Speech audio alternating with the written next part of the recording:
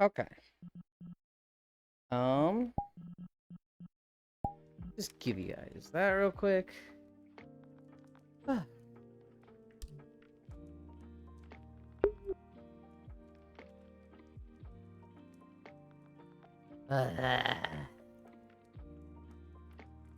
That was weird because normally when the treadmill draws too much power, um, it is the input. What? What is that? What is that? Normally, just the treadmill goes off, and it flips the little thing on the power bar it's connected to. Are these still on? Cool. That's not what happened this time. This time, the entire fuse went off. And so, thankfully, the fuse box isn't far in my room. I flipped it back on. But, like, I have to do a whole computer restart because of that, so. Oh, then you streak high trog and rip your streak. My streak. They're gonna be alright. Welcome back, UIC movement. Gas. Welcome back. Hi, Trogdor. Welcome back. Welcome back. Late. Okay. Everyone gets to double dip on taxes. Do you actually get to double dip on taxes? Good lord.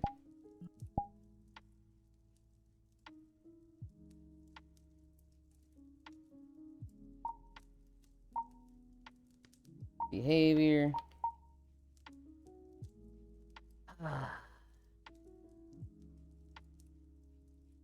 Hi, Gail. The bad news. Well, the bad news is, reset the thing, and that's just fucking annoying. The other bad news, I'm on the backup treadmill. I've got the ground treadmill, no incline, kind of just wheeled that up. I'll do incline tomorrow. I can't do incline today, so. +1 to the streak chat room. That's not how it works. It's gonna be the same. It should be the same one.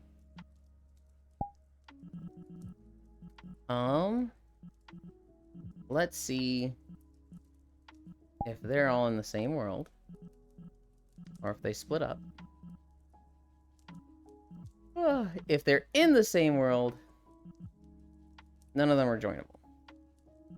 Wrath is red. Jewel is orange. Samiko is red. Cookie jumped off, it seems. So, we are going to go to... Nope, not search worlds. Worlds.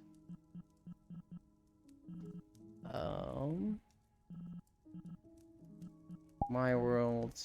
Dream. We're going to go to Old Reliable. Pioneer 2. Friends. Join. We'll send those 3 an invite. Again, the legendary doesn't exist real. Yeah, it's the same. You made it under the grace period? Wish I can blow you in fuse like that. Okay. You made the world go back to that map?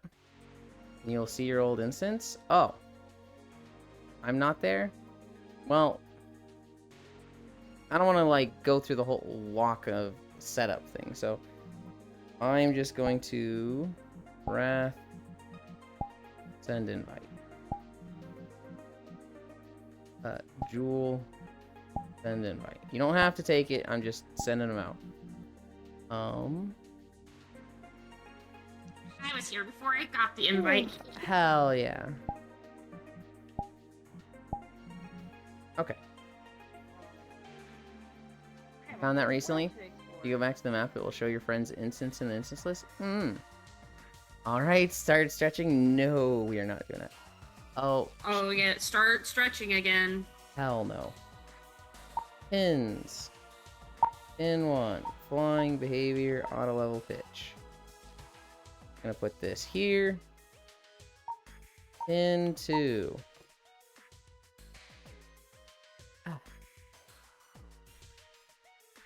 Flying, behavior, auto level, pitch. I'm wondering the reason the fuse blew was because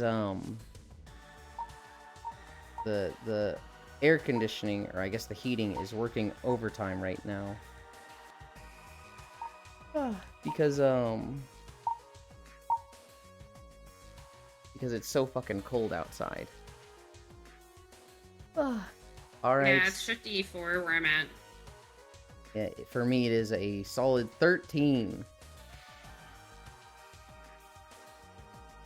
Okay. Imagine not living in a desert. I can imagine it. It's pretty nice. I will take this over the desert. Where's this thing? I haven't used this treadmill in a Skin's while. so dry all the time. Yeah.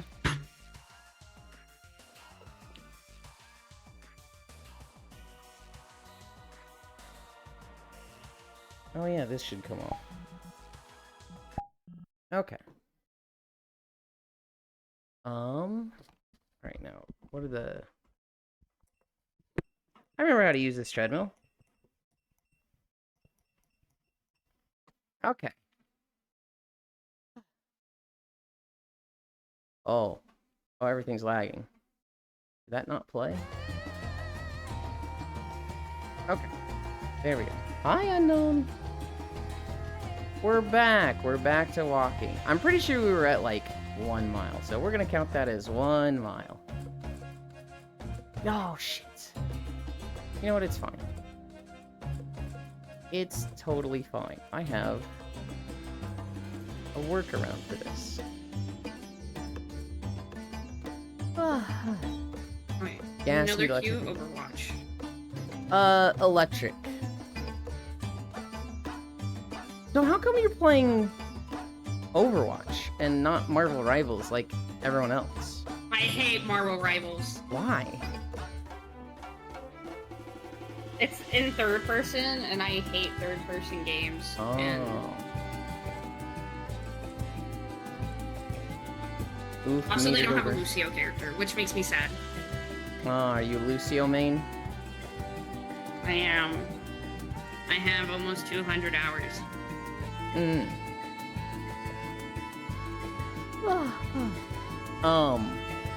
What was I talking about before? You were talking about something. Oh, I was talking about dinosaurs. Okay. Yeah, Jurassic Park Now 3. that I'm not distracted by Overwatch, Mm-hmm.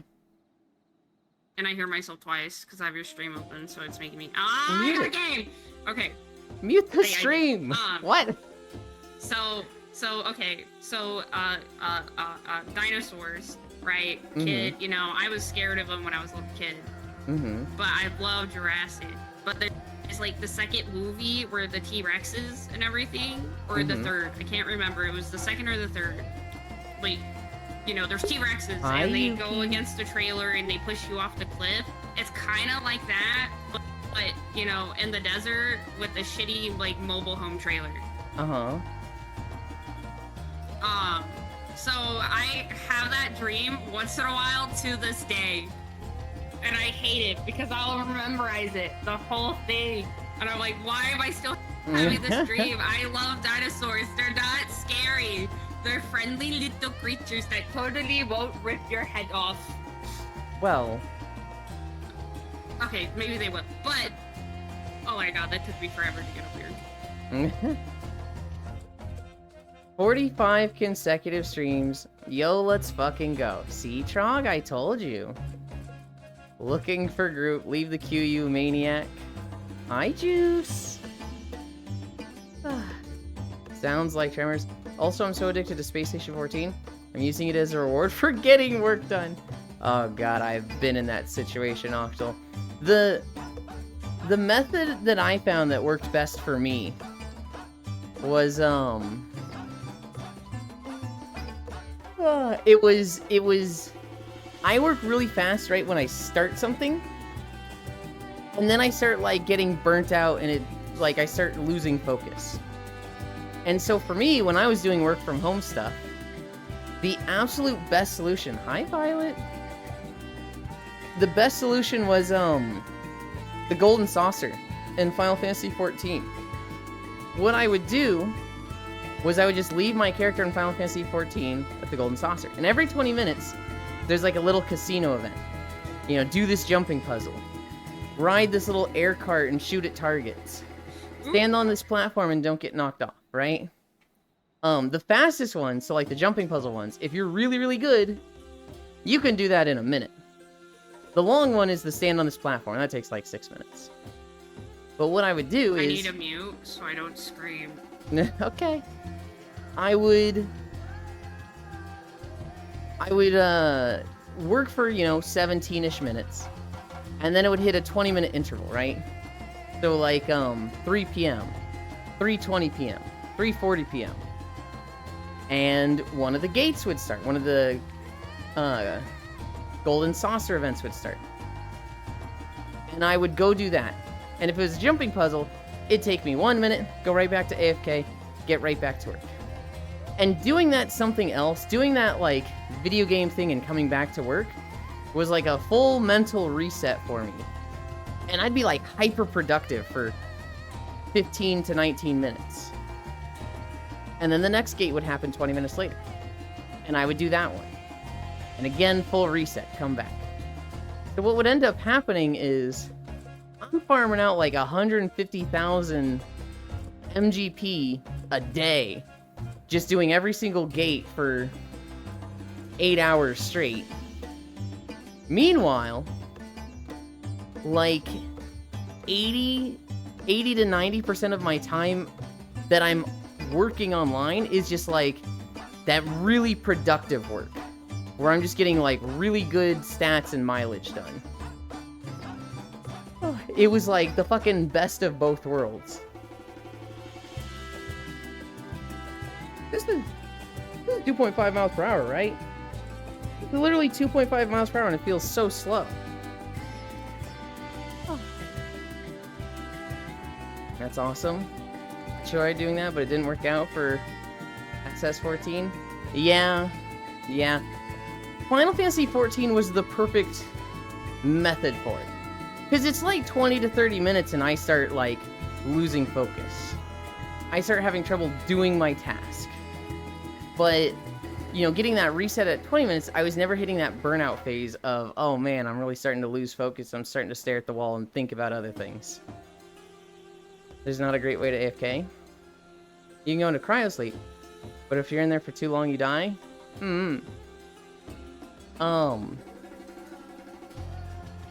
I also did it with PSO2 NGS. That one did not work as well. I think if I stop... My tracker is on my waist. The base station is up there, so my arm is blocking. I'm like, oh man, that's why I keep losing. I tried submitting taxes for Beach Day, but had a loading symbol. My stream taxes are being audited?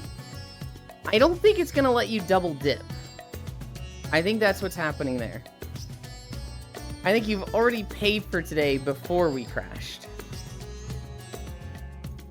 I hadn't sent any today? Oh. I just got here? Maybe it's just struggling then, because of the crash. I hadn't crashed in a while. I was able to pay double loot. What the heck? She's cheating! That's okay. I'm pretty sure Beach Day will still be Friday. No, not Friday, Saturday. Maybe, we'll see. I can't see my taxes at all right now. I love this song, guys. This might be my favorite song from Final Fantasy. Aid my taxes. Riddle love. There's a bass boosted version of this on YouTube. And I have listened to the 10-hour loop version of it. Oh, I love it so much.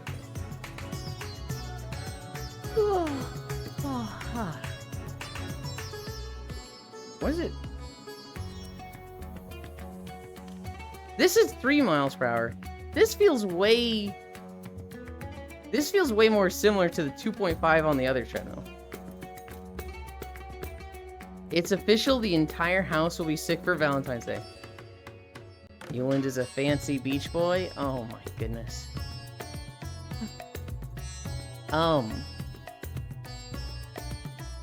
Lethal Company. I didn't finish talking about Lethal Company. We had a lot of extra maps in at first, but we ended up taking a pack of them out because these 5 maps alone were adding like a fucking gigabyte or 2 to the game download, like in just the mods, and it was like, all right, that's too much. This has got to fucking go. When I was first joining, loading the mods because of the Wesley map pack was like 7 or 8 minutes, and it was like, what the fuck is this? We saw like 1 or 2 of the maps. They were cool, but they were just like adding way too much size and making it really cumbersome. Leg Company, where you play as disembodied legs. We got rid of that. Game was a lot smoother after that. We still had new maps. There was this one map we saw at our last stage that was really fucking cool. It was like a Japanese facility. So I think feudal Japan temple. But it was like a crazy scientist was like experimenting on demons and stuff in there. So it was just like, I don't know, it seemed like a Persona or Shin Megami Tensei thing. It was a really fucking cool map. However, none of us had seen it before. And there was a bunch of new traps we had never seen before. So we all died horrifically. We were also like 800 behind quota, so we were like, we have to score big here. We have to get a lot of money. And we did not make anywhere near enough. So that ended up being our last level. One mod we had was deny teleports. So we had a mod so that if you're being teleported, you can press H to say, don't teleport me, I'm good. Oh, you never see that map coming? Okay. Okay, Riddle. The deny teleports was cool, but it kind of just changes the game a little bit. Because one, it becomes a thing of, oh, you don't have the mental game of like, do I teleport this person? Do I not? Or do they actually need trouble if I teleport them? Or are they gonna go, no, why'd you teleport me? There's no hesitation with that. You just teleport someone. If you see somebody not moving, teleport them. If you see a monster near them, teleport them. And if they don't want to go, they'll just decline it, right? So it becomes less of like, oh man, I gotta like be watching this person for this exact moment where it's last resort. It's just like, click, this person's not moving, teleport. Click, this person's good, click. Yeah, teleport this one, click. Like, you just teleport them all. Which is fine, I guess. We did have one moment where somebody got fucking cursed with a one for all. And so if he dies, the entire lobby dies. So we teleport him. And the motherfucker declines it. And then he dies in a sinkhole. And everybody dies. And we're like, what the fuck is wrong with you? And he's just like, oops, I thought I had it. And we were like, what? Bro, what? So kind of wish that guy didn't have access to the declining teleports, but oh well. Oh shit. My water is difficult to get to now.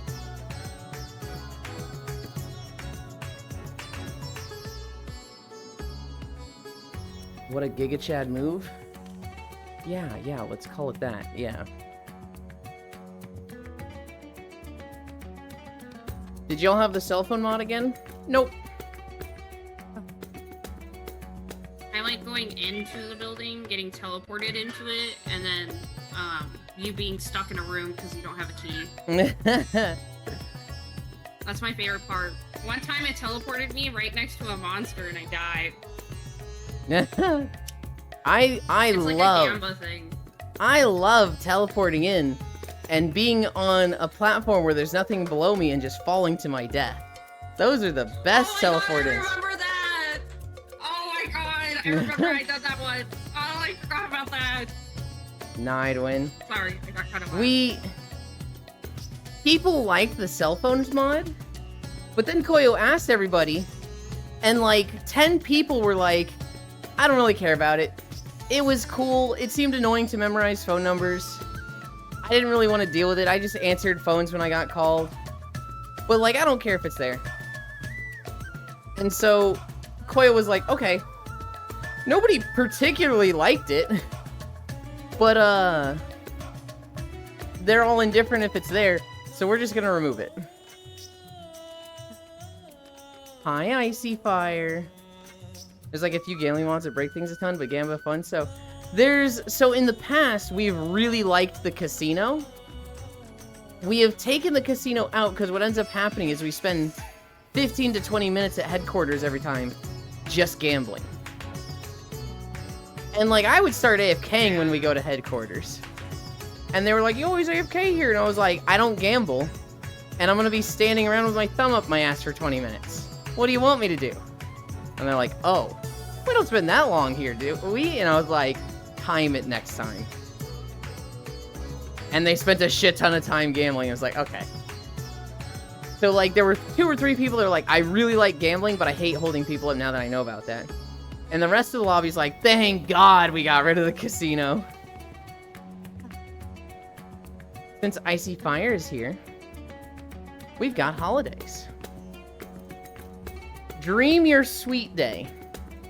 Employee Legal Awareness Day. Overwatch. Galentine's Day? What is a Galentine? Or Galentine? What the fuck is that? Get a Different Name Day. Giving Hearts Day. International Day of Self-Love. International Day of Self-Love is written twice in this. What the fuck? Kiss Day. National Break Up With Your Carrier Day. Okay, fucking, that's a stupid one. National Cheddar Day. Finally a good one. National Crab Rangoon Day. National Italian Food Day. National Tortellini Day. Tu Bishvat. I don't even know what that You is. said ragoons? Yeah, it's National Crab Rangoon Day. National Peanut Butter Lovers Day. I hate it. And that's because I have a love-hate relationship on that day because I did a video for it. Hang on. With peanut butter? Ooh. It's not peanut butter day. Well, when it is, I had to retake a video because I was in school video production. So I used to edit videos and stuff and do video production. I had to make a video about national like holidays, and the national holiday that I did the video on was like Dr. Seuss, blah blah blah. I think it was something in May. And then so it was like National Peanut Butter Lovers Day, and so my friend was supposed to be in it, but she didn't go to school that week at all. She was sick, so I had to record myself over and over mistaking eating spoons full of peanut butter each time. And I was like, I'm gonna eat it because I don't want to put it back in the jar. Yeah. You know, I'm not gonna put a spoon of peanut butter that just been in my mouth back in the fucking jar. That'd be gross. And so I think that day I ate 50 spoonfuls of peanut butter because I'm not a camera person. I fuck up all the time. Why didn't you just spit it out on paper towels and like throw that? I don't know. Now I hate peanut butter. Good lord. Except for when it's in chocolate. If it's like Reese's, yeah, I'm She's a team player. It's literally the only time I hate peanut butter is if it's in chocolate. I killed myself. No, my teammates killed me. And then World Radio Day. Okay. So Oh, that sounds cool. Radio Day, okay. Tortellini, that might be my favorite. Cheddar Day and Italian Food Day, those are good. Kiss Day, sure, that's fun. But I really like tortellini, so I think that's my favorite. Oh wait, isn't Galentine that like not Valentine holiday they made for like friendship or something? I have no idea. Hi, Chocolate Fitzgerald. Oh, hey, you're still on. Lurk. Have nice feedback in a while. Okay.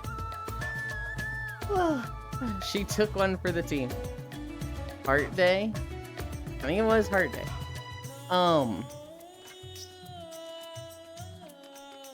My leg hurts. I'm gonna like squeeze the nerve when the treadmill stops. I'm like, ow. Ow. Ow. But it's fine.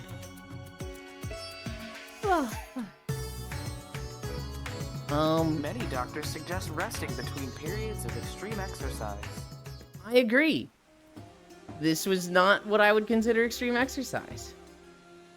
Valentine's Day is called Friendship Day in Finland. Can't believe Yuli single-handedly made them uninstall Gamba mod. Yeah, single-handedly. Hi, Kyo. What else happened?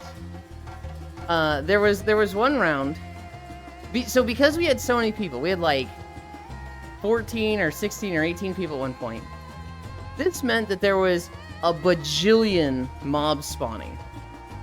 And so at one point, we came back to the ship and there was just dead bodies of loot bugs and dogs everywhere.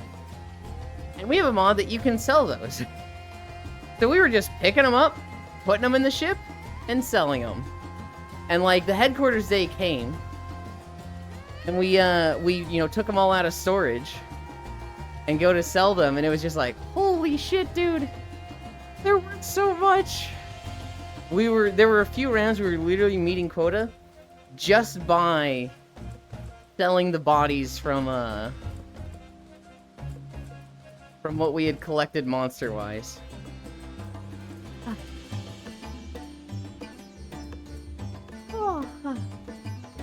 I might... We're at 1 mile on this treadmill. Oh wait, what did I just press? Alright. I'm gonna reorient the treadmill. Turbo mode. Because... it's driving me nuts that I'm losing tracking. I don't like seeing my hip snap back into place. Oh. Have you? Okay.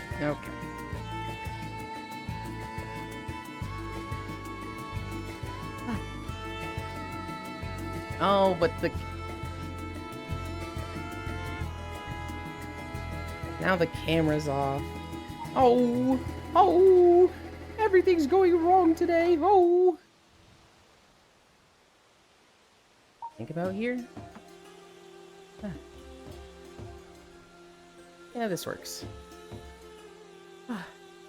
Now I just gotta press the plus button a billion times. Okay. Yay, I like that more. Go beyond plus button ultra. Don't worry, I will ban you, Yulin. Banned me, huh? Hi, how's you? We had a crash, Kyo. I blew a fuse in the basement. And so we had a reset. And so I was kind of, you know what it's like streaming. When you have like a crash when you're streaming, it's just like, man, this bums me out so much. Hi, Logitech. Hi, Micaiah. It's such a bummer. However, you guys are really nice to me. And you've all come back. And so I'm like, okay. It's not that big a deal. Yay! So what you're saying is a real surprise would be if everybody just didn't come back after the reset. I was at about 35 viewers. And this is me being toxic and paying attention to viewer count. I was at 35 before. And when we crashed, when we first started back up, there was 20 people. So it's like, okay, about 20 people were here. And about 15 were kind of, lurking, just had the stream open AFK. That doesn't really necessarily bum me out, but at the same time, the number go down does kind of bum me out. It has since gone back up to higher than it was before, and I'm like, oh, yay, that makes me feel good. It's one of those toxic things where it shouldn't. I should just be like, Please remember that you start at basically 7 in the morning for me, and I am not conscious at that time. I'm sure That's- many people aren't. I'm not complaining about lurkers in any capacity. Lurkers are the backbone. It just, I don't know. Scuff stresses me the fuck out, and I'm very high-strung. I get it from my mother. If I make a plan, and things don't go according to plan, I fall apart. It's just like, okay, well, everything's ruined. Might as well not do any of it, right? Like, 5 years ago, I might have been the type where it's like, oh, I crashed, why would I even come back? Why would I even hit the go live button? Just whatever, tune in tomorrow. Baloo's, like, theme song. You need to sing Bare Necessities a few times. My goodness. What do you want to talk about, Freaky Pinky? Huh? What are you talking about, Cairo? Code word blow fuse in the basement. 5 years ago, I probably would have stressed out over it way more. Now, I'm like, no, it crashed, everything's wrong. Everything's fine. Chill. Just go live again and walk. And so, come back, everything's fine, everything's good. It's like, you know what? What was I even stressing about? Are you blowing the fuses? Now there's slobber in the wiring? Okay. Alright.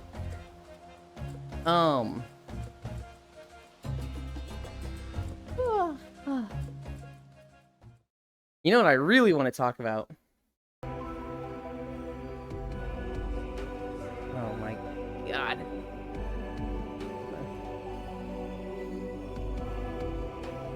We're going to reset this video. Ow! My leg! We're gonna reset this video and get a drink. And also fix its sound, because that was a little loud.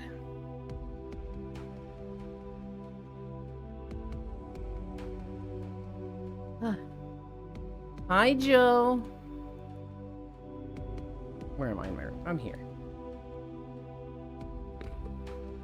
Oh wow, it's so slow! Yeah, no shit, you just turned it down to 1 mile per hour.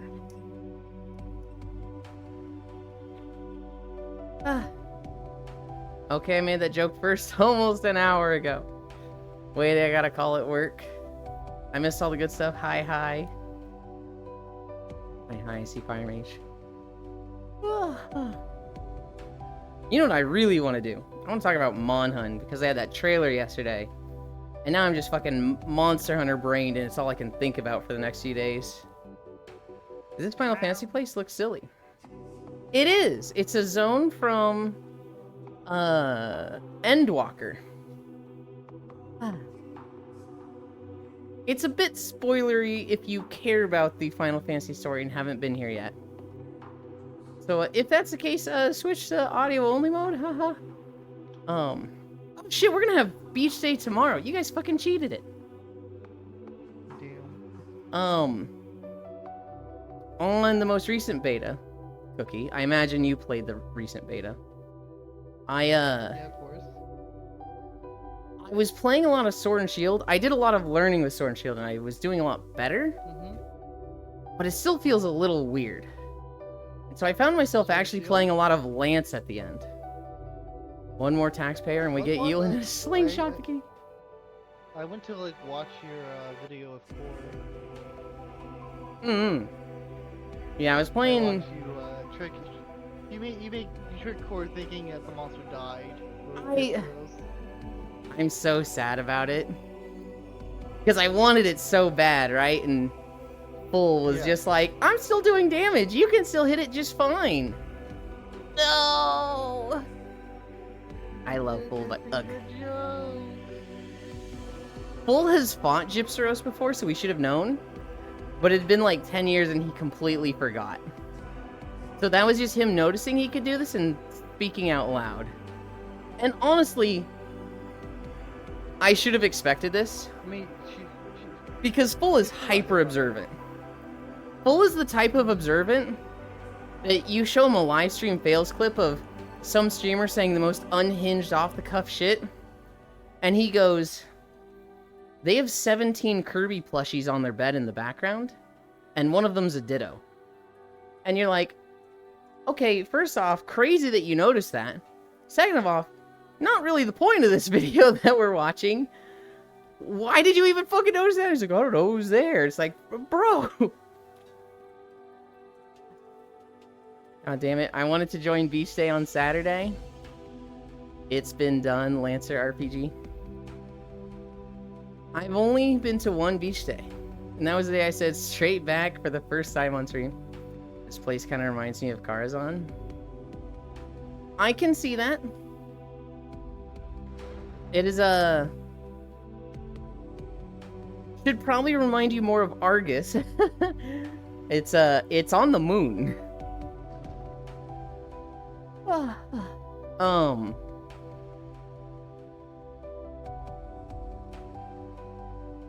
Yeah, I was playing a lot of Lance.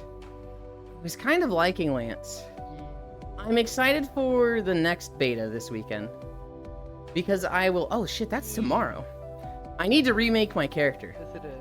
When I first made my character, I was kind of like rushing because I just wanted to, you know, not keep Core and her stream waiting. So I didn't spend like that much time on it. My character has like a fucking Steven Tyler mouth. Where it's like, good lord, that's a big mouth. I need to make it more femboy. This place reminds me of Fortnite. Of Fortnite, huh?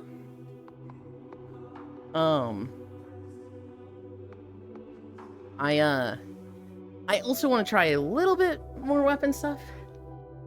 Right now, I'm kind of like... I'm kind of thinking Insect Glaive, if they have focused Kinsects, which looks like it could be a thing. They have the stat screen for the bugs. There's a section that says, like, Kinsect bonus. And the Kinsect bonus on the one in the demo is, like, double extract. So you can get 2 essences at once. Which, you know, opens the possibility for speed Kinsects existing. If that's not a thing, then I'm interested in Gun Lance if they bring long ammo charge shelling back. If that's not a thing, I want to see how viable an axe-only switch axe playstyle is. And if that's not a thing, maybe I'm a Lance main. Maybe I'm a Sword and Shield main. I really like Sword and Shield except for Perfect Rush. Alright, time to change outfits. If you redeem the accessory, which I actually can't see my activity feed right now, so you guys gotta, like, let me know what's happening. I think I can see it in Chatterino, but... oh, scarf? What? It's not cold here. This is space, not snow. Collar? We don't have the collar set up yet. Maybe I get that set up today. Because I have fucking free time today, there's no Civ today. We're gonna nap. And then maybe I do a bunch of stream stuff. I would like to record Minecraft. Hi, Divvy! I would like to get the collar working. I would like to get... just some different options. Oh, I need to get the UV map set up. You can use my Lance anytime, Elin? Okay. Okay. I got to stick with my beloved Kinsect. Can never go wrong. I saw a really funny short yesterday. It was like, hey, Kinsect is getting some big changes. They won't be live in the betas, but when the full game comes out, you'll be able to do these things. First off, Helicopter Kinsect is coming out back, where you vault up after doing aerial attacks. So if you like being useless on hunt, there's that for you. And I was just like, bro, you can't say that. It's the fun part of the game. It's the fun part. I like. But until Rise, it was so bad. You don't stay in the air? So in the past games with Insect Glaive, your aerial attacks were just, you're dodging, also be attacking by doing this. But it was really bad damage. In Rise, they made it more viable. Still not the highest damage, but more viable. And then, in Wilds, they took it out. And everybody's like, don't you dare fucking take it out. And they're like, fine, we'll bring it back. Jeez. We'll see how viable it is, but... yeah, it was just flashy moves. Yes. Good Kinsect Glaive players typically don't play aerial. I know a lot of Insect Glaive players that are like, this is how I play, this is fun. And it's like, hell yeah. If you want every hunt to be a minimum of 25 minutes, hell yeah. It became a lot better in Sunbreak when they got the Powder Vortex. Powder Vortex added a lot of damage to Aerial Insect. They not adding it back? They give us more moves in the air? Since you can't stay in the air anymore? No, Joe, they already did. Like, they've already confirmed it's back. You can already do the aerial hit, vault, aerial hit, vault, aerial hit, vault, grounding attack. Huh? Yeah, no, it was a couple weeks ago, maybe like a month or two ago. They were like, everybody was really upset that we took this out, so we're putting it back in. It will not be there in the beta builds, but when the game launches, you'll be able to do that.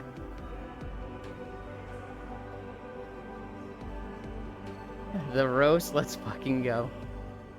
We trading lances. Not gonna lie, if Rise did not have that, I would have dropped the game. It was just not in the beta. Huh, no. Where is proof? Like every video talking about it. Go look up,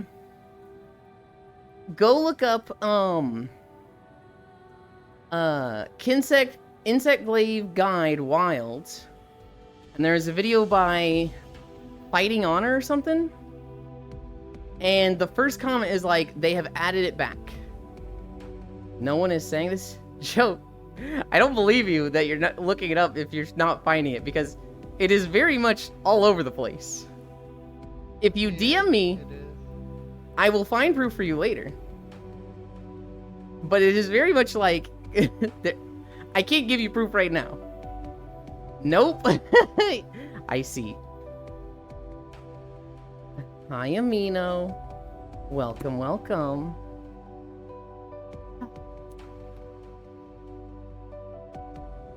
I think Monhan Rise would have been a much better game to start with for me.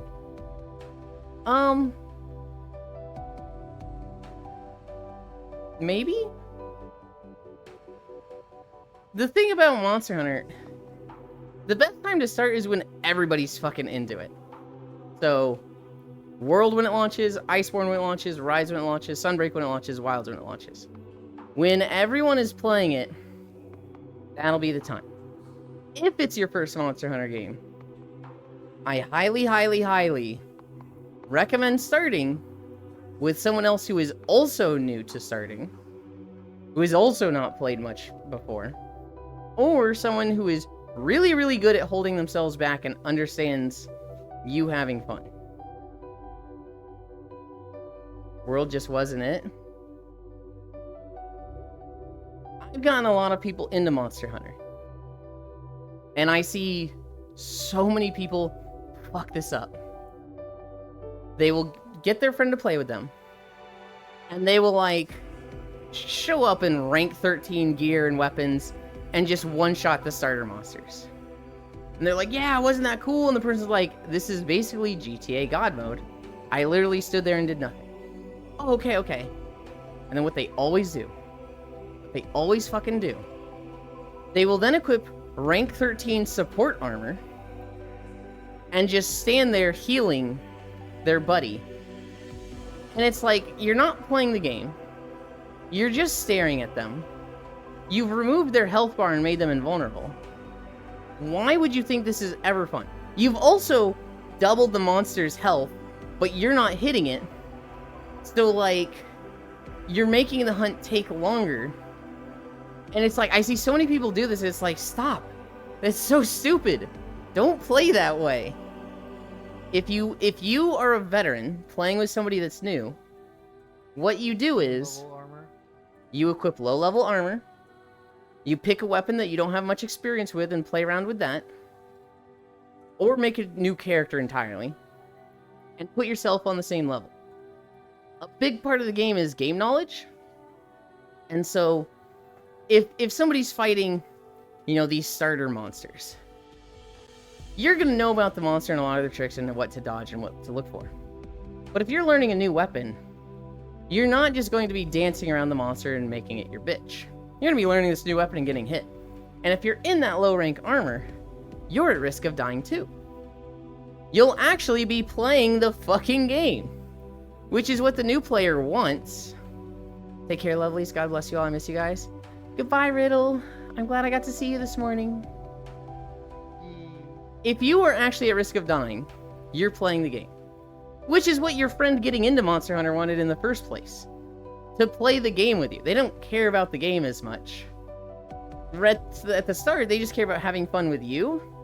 So focus on them having fun with you. Don't just completely take that experience away. But so many players. So many people just stand there with, like, max rank support armor. The monster looks at them, and they take no damage from getting hit. And, like, your friend just watches that, and they're just like, dude, what is this crap?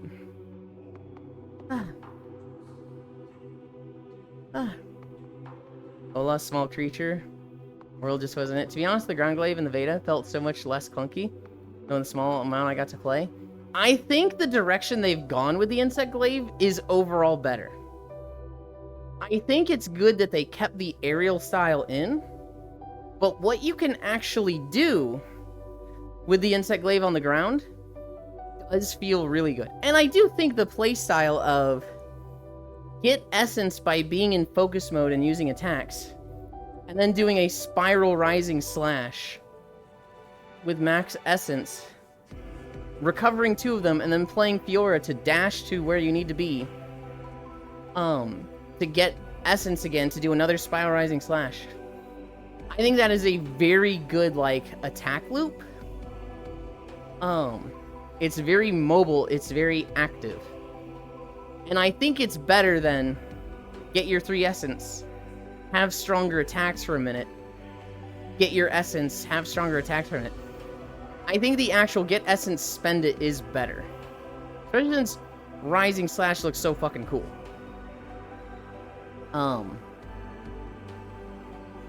What I'm hoping is that, I just want Focus Kinsects.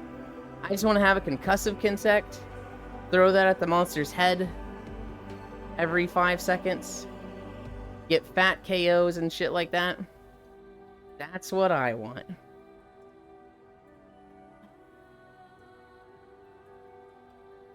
You get the colors while attacking now anyway? Yeah. Yeah, and I think spending them is a better method than,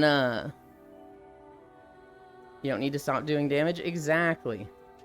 Because, like, my biggest complaint, Joe, with the Insect Glaive in the past is that it's such a trash weapon to start with because your Kinsect is so fucking slow, and collecting essence with it is just hard, especially for a new player. Now that it's just part of the attacks, it's just do damage, just always do damage.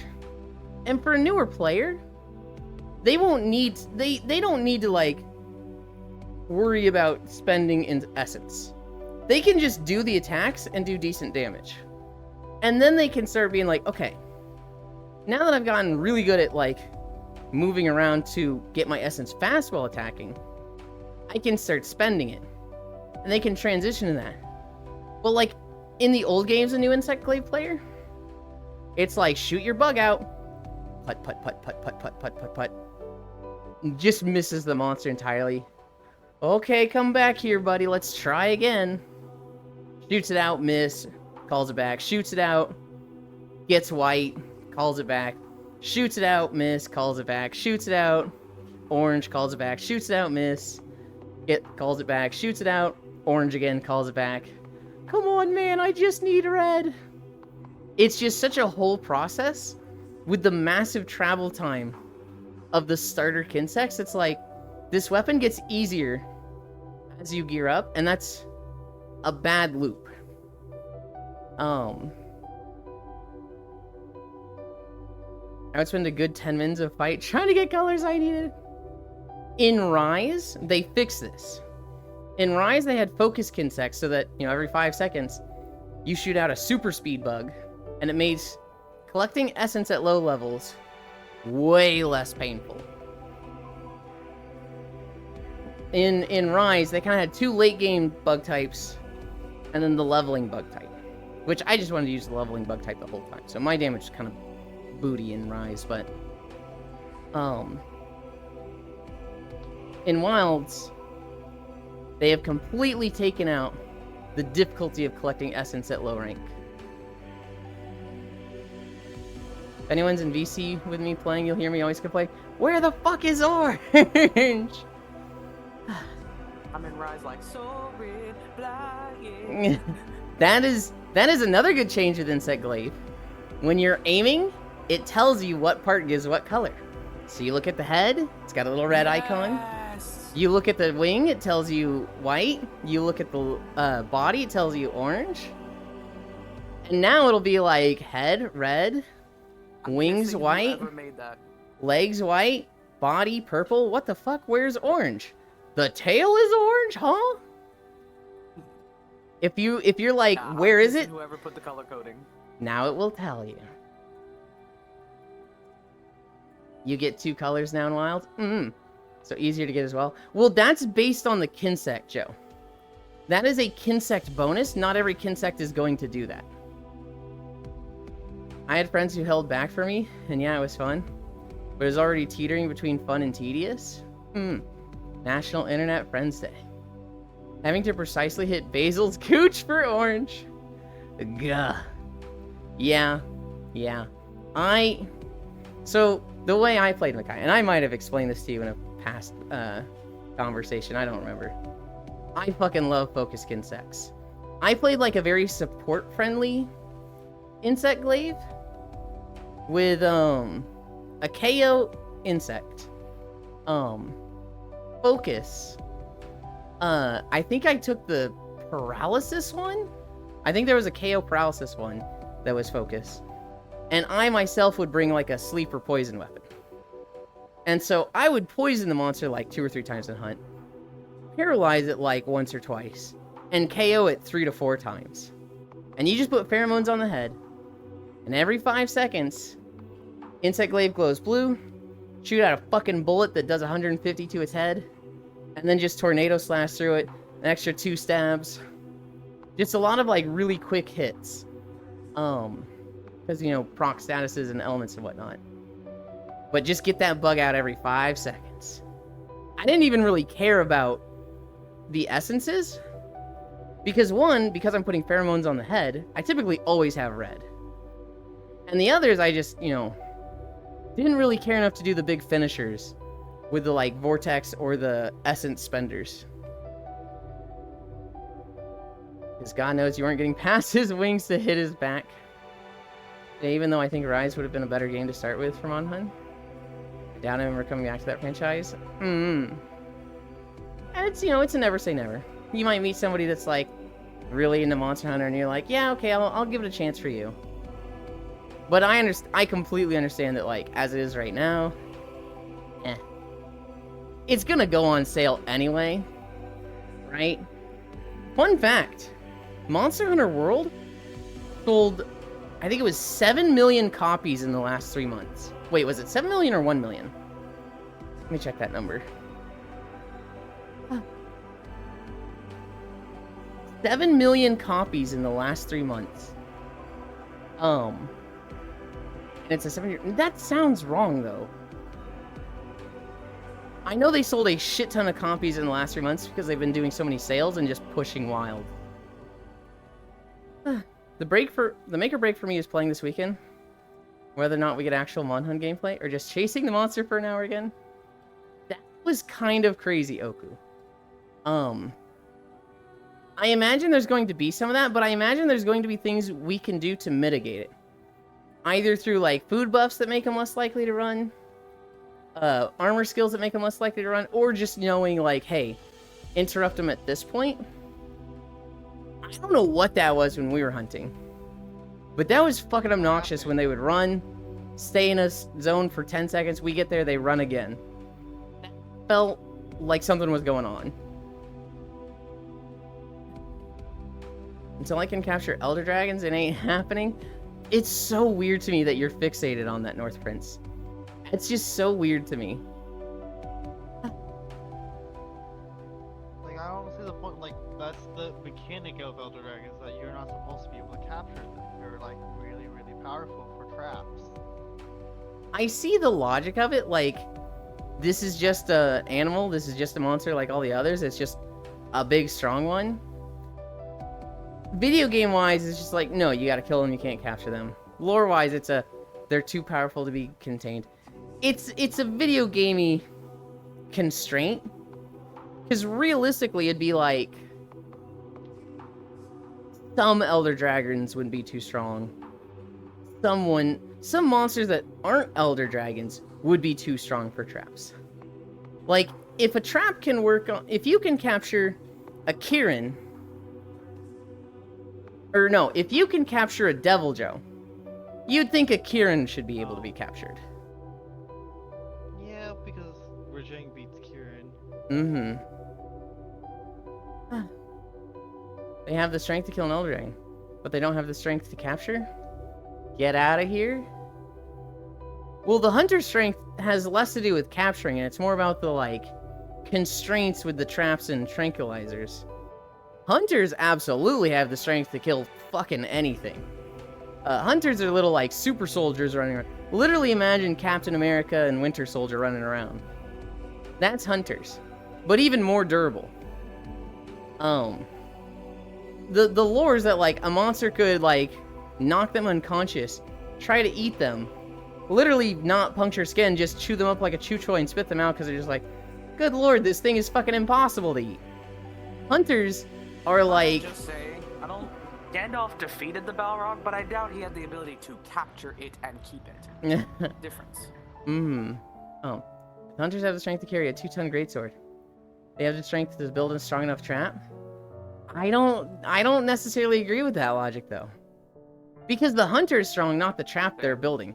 And some hunters are just fucking stupid. Like, have you seen Hammermains? Those guys are sharpening their hammer. It's a blunt weapon. Okay. I do think... Gotta get those edges crispy. Hi, me, I'm the dumb hunter. I think Hunting Horn should have weapon sharpness, but instead of the sharpness bar, they should call it tuning, and it should work exactly as sharpness. Yes. Just call it That's tuning. fine. And better yet, as tuning goes down, it sounds less crisp. It sounds more distorted and dirty. When you have, like, white or purple, it's like a really clean sound. And when it's like, when it's orange or red sharpness, just have it distorted as fucking sounding awful.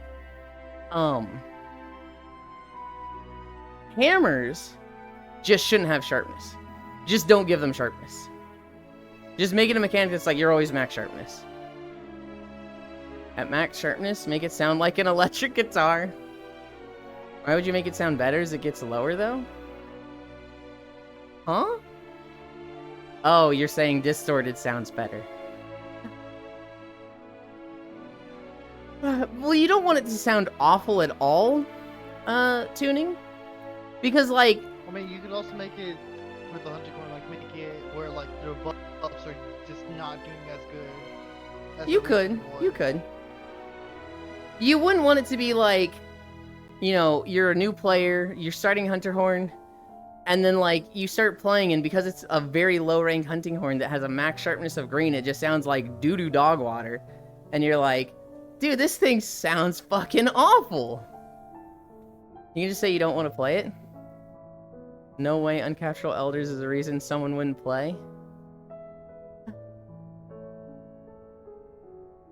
I don't think that's the sole reason. I do think it is an annoyance that sticks out to them that is genuinely like straw that broke the camel's back for North Prince. I do somewhat agree, where like, if that was it, that's weird. But I think there's a lot of other things for North Prince. You can't just teach me a big mechanic, then just take it away from me. Why not? That's kind of like a big subversion thing, North Prince, though. Like, to teach you this thing, this is the way it is. This is the way it's always been. And then when it doesn't work, it's like, oh, fuck. We don't know. Figure it out. Because holy shit, Old Faithful ain't working. That's like the JRPG standard, right? The big twist of this is the way the world works. And then psych. Knowledge check like any other resistance weakness. Remember which monsters can be trapped. Monhunt ain't a JRPG. I'm not saying it is. I'm merely comparing it. Kind of is. It's a hack and slash? I can see elements of hack and slash. I definitely would not call it hack and slash. It's kind of a weird genre that you could loosely define with like 3 to 4 other genres. And realistically, it's probably its own thing. Because it's got like boss battle trials like Dark Souls games. It does have JRPG elements of play the way you want, play your style. And it does have hack and slash of just going and, you know, fucking fight shit, right? To me, hack and slash is like, I think of going through the jungle with a machete, literally hack and slashing everything down. So I think of like Dynasty Warriors. I think of a game where there's just constantly stuff coming at you, and you gotta hack and slash it all down. Or just playing God of War. I would say God of War is more hack and slash than Monster Hunter, but I still wouldn't. I don't know if I would call it that one.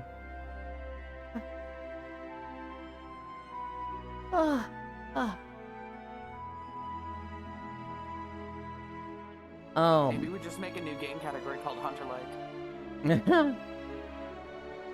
Honestly? What?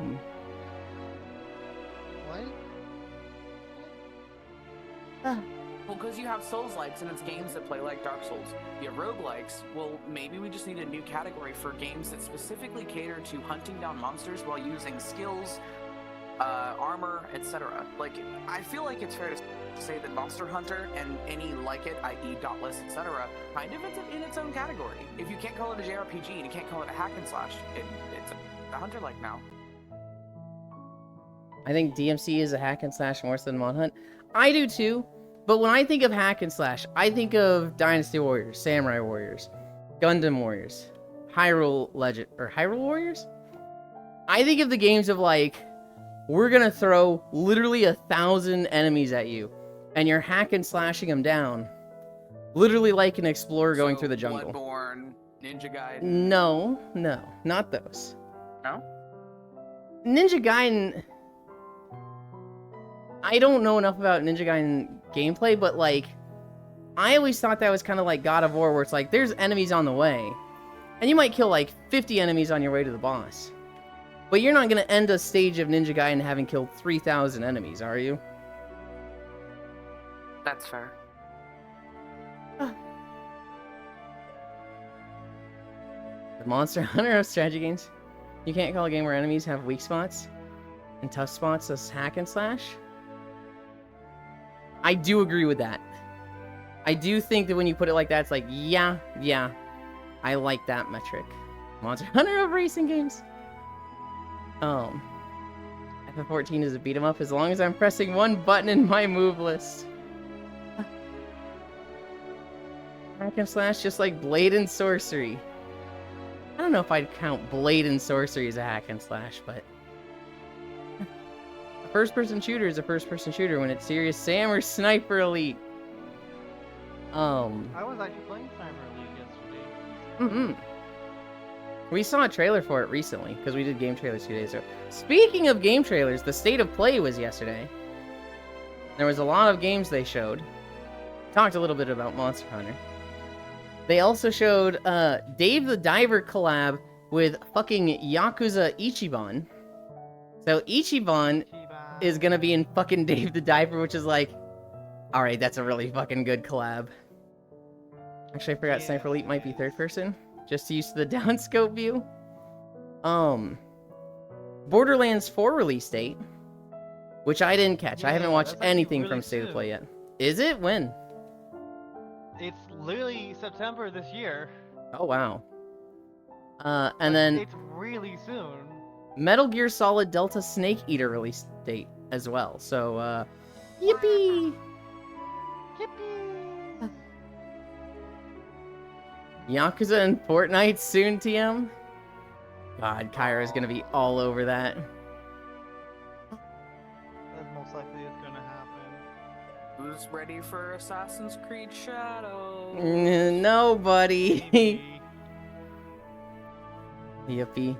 You You're know forgetting- you want to go see the female sumo wrestler that has only existed in video games because it never existed ever in real life? No, I don't think I do. Been leaked, alright? But I'm not sure if it's 100% true yet. You're forgetting the best news yesterday? What was the best news yesterday, Joe? Please don't tell me Astrobot 5 levels is what you're thinking is the best news. I don't think Astrobot's bad at all. Kiryu wouldn't be in Fortnite. Kiryu never hits women. And never killed anyone before.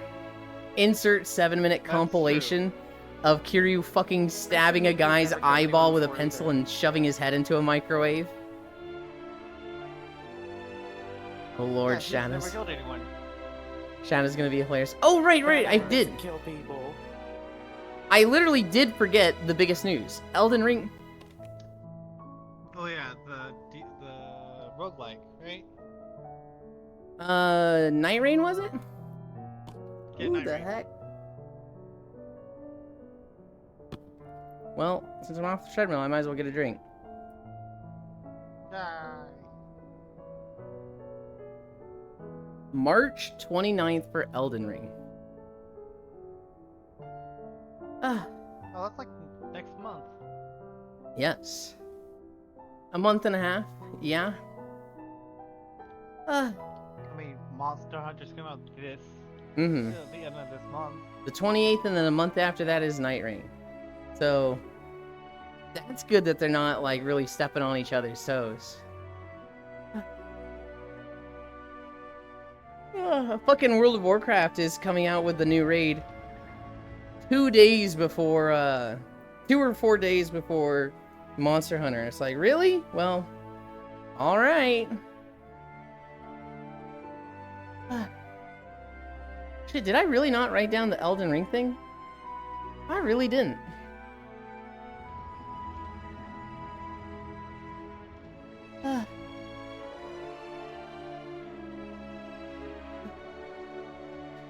I mentioned Civ earlier.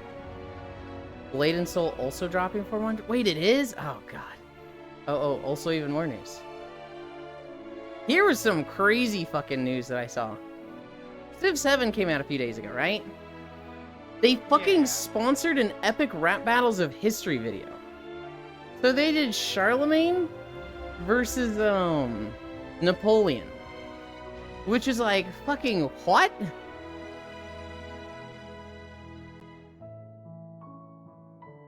I used to be so into epic rap battles of history, and I still kind of am. Yeah. I don't think any of their new videos or seasons have been as good as the old stuff. But I don't know, maybe they set such a high standard for themselves that they can never top it. By the way, I sent you a thing in DM. Oku, I haven't told you my favorite Blade and Soul story yet.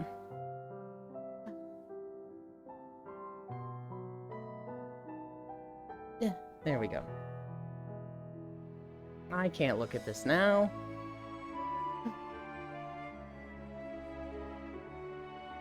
But I will after. Okay, time for me to disappear. I gotta go walk the doggers. Okay, have fun. I will have fun. Mm. Fuck. Thank you. Bye. Bye. Welcome back, Fitzgerald. Also, Lies of P getting DLC. That is big news. Kind of. Lies of P is a great game, but it kind of just goes unnoticed. It doesn't get the recognition it deserves, so it getting a DLC is like, oh, cool. But it's not going to be like a big phenomenon. Totally not Doggers. Goodbye. ERB kind of fell apart, sadly. Yeah. Oku! I want to tell you my Blade and Soul story. So I leveled through Blade and Soul. I don't remember the name of the class, but it was the Axe class. It was the big, heavy-hitting Axe class that I hit max level with first. And I'm gonna call with my ex and some of my old guildies.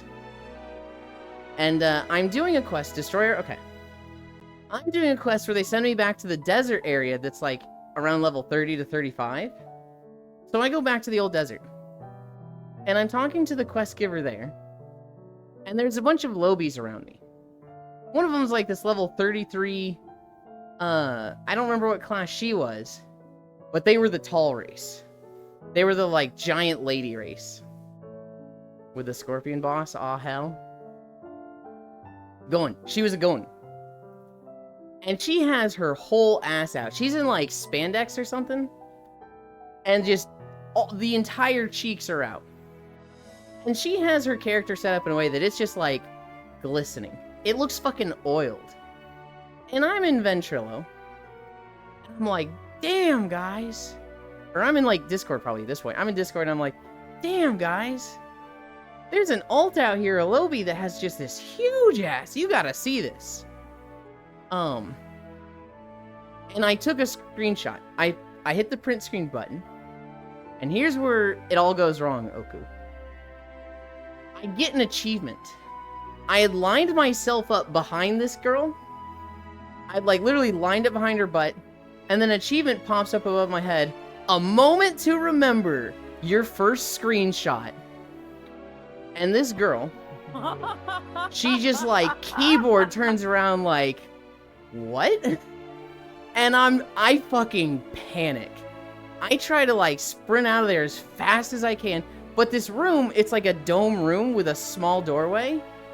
And I'm sprinting. And I'm whipping my camera around so fast, I miss the door. I start running up the wall, running sideways, jump off glide, run down the wall, run into the wall, run up the wall, jump down, go in, like literally just a fucking panicking squirrel that's just like just around this room trying to leave. As this level 33 Gon just looks at me just like, what the fuck is wrong with them? I fucking died. I logged out and I was like, I can never play this game again. I can never be a bride. Oh no, I was saying bye to the mailbox fella. That is the mailbox fella. Chocolate. Summer's Jewel was our mailbox here. Holy I fucking hell. That I still have that screenshot. I'll put it in Neat Stuff and send it to people that ask for it after stream, because I saved that screenshot. I went back through DMs to find it, and then I saved it to a folder where it's like, I've got it at the ready. It's so fucking funny to me. I had a really fucking cute character in Blade and Soul. It was a really like petite destroyer. I think I had big tits. But I had an outfit that showed a lot of like midriff and side leg. I remember farming a dungeon in that desert area for that outfit. Like, I remember being way over leveled and just like running this dungeon over and over to get that specific transmog. My bad, see you soon. Blade and Soul was fun. I unfortunately started playing at the absolute worst time. Right when I got into Blade and Soul, and I hit max level, we were there for 2 weeks, and that's when they announced changes where, like, they changed the drop rates on a lot of the endgame farming events. So in the past, it was like, you could spend $100 and get, you know, the high level, gear score. Or you could farm for maybe like 50 to 150 hours, depending on the patch, and eventually, you know, earn enough tickets to, in-game buy that stuff without paying any money, just earning the stuff through time. And then they had a patch where it was like, okay, now that $100 is equivalent to grinding for like 10,000 hours. Like, they absolutely killed the drop rates of getting that stuff on your own. And like, it just became a level of RNG and low drop chance that was impossible to play free to play and be on the same level as someone that paid the for the tickets and banner. I forget what they're called, but. And so we hit max level and we're like, oh boy, let's start gearing up our characters. And then we saw, you know, the changes, everybody complaining, and we're just like, maybe we play a different game. Hi, Max! And so, after that, we were looking at Terra? No, not Terra. No, it was Terra. Terra or Black Desert. And, I didn't like Black Desert initially, so we went with Terra. How's the amazing Yulin doing? My leg hurts, and we blew a fuse and had to restart stream. But other than that, fucking great. I'm so excited for all these games I'm playing lately. Core Keeper has been fun. Keep your mouth off the wiring. Okay. Core Keeper has been fun. Civ 7 has been super fun. I'm super hyped for Monster Hunter. Walkies is going great. It is.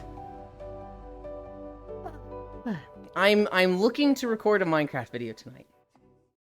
Minecraft. What zone is? Oh, this is Garlemald. The swamp is ready. I just need to look at recording settings and actually do the recording and pick a song. Yuki gave me a playlist of like 95 Minecraft songs, so it'll just be this biome. I'll use this song. Oof, stream buffered. What? Oh, buffered? What the heck? I don't think anything buffered on my end. What time is it? 11:20? I want to say this is a 40-minute video. We'll be well over 5 miles. We're at 2.4 right now.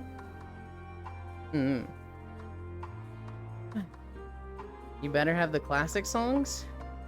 It'll be a mix. We're gonna do 56 Minecraft videos, Joe. Actually, Joe, I always forget that you're so Minecraft build. The plan is, I make a walkway that is roughly 5,000 blocks long. 5,000 blocks long will be about 25 to 35 minutes of recording to walk through. I want to put... So I make a path that's like that. It's not a straight path. It's kind of like a winding, curvy path. We'll do some biomes where it's straight the whole way. Hi, Oni! I love building. I have 2 friends. Yuki is a pet, and Violet Vexen, who's actually here with us right now. And they're helping me. Yuki is doing a lot of, like, mod stuff and helping me, like, learn these mods. And then also cleaning up the walkway. So I have a mod that I take, like, a bridge that's, like, 20 blocks long. And then I put a start point. And then I say, I want this bridge to repeat for, like, 200 blocks at this curve. And it will take that bridge and repeat it for the 100 blocks. And so it's like a curved path that I'm building with commands. It's fucking sick. There's a really nice version of this that does it faster. But we have one that looks like I can control the curves more. It's such a time saver. I can build a path, like a curving path that's winding in and out of stuff. I can build that in like 10 minutes. Love some world edit? Specifically, the mod is curve building, and it's an extension of world edit. You need world edit to use this mod. So I'll build this pathway, and then Yuki will help me clean up the environment on the way and the bridge. And then Violet, she's kind of like the decorator. She is finding cool designs, and I'll be like, this one, this one, this one. let's build it here, here, and here. And then she and Yuki will go in. Yuki, if they can, like, copy it from an archive. And Violet will just be like, I can't play games. I'm pregnant and can't commit to anything.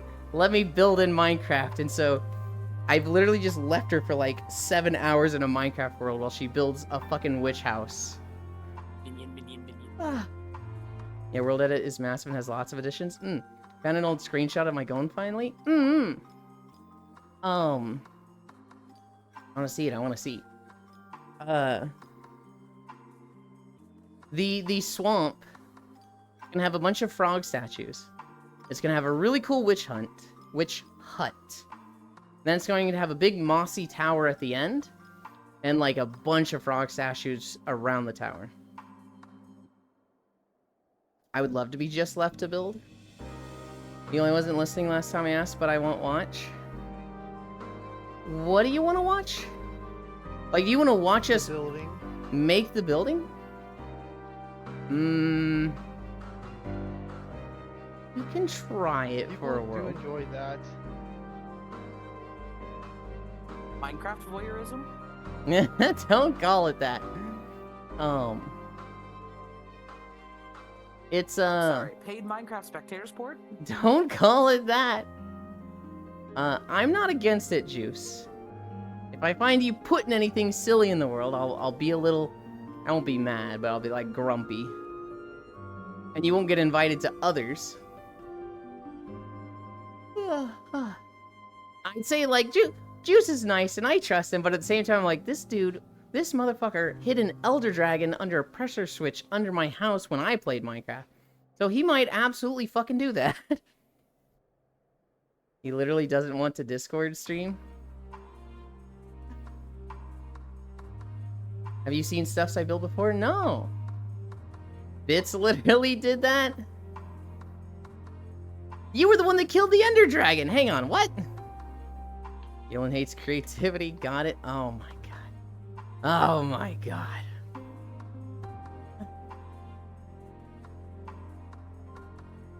It was alive when I got the head? I don't know enough you Minecraft can't- to dispute this. wait.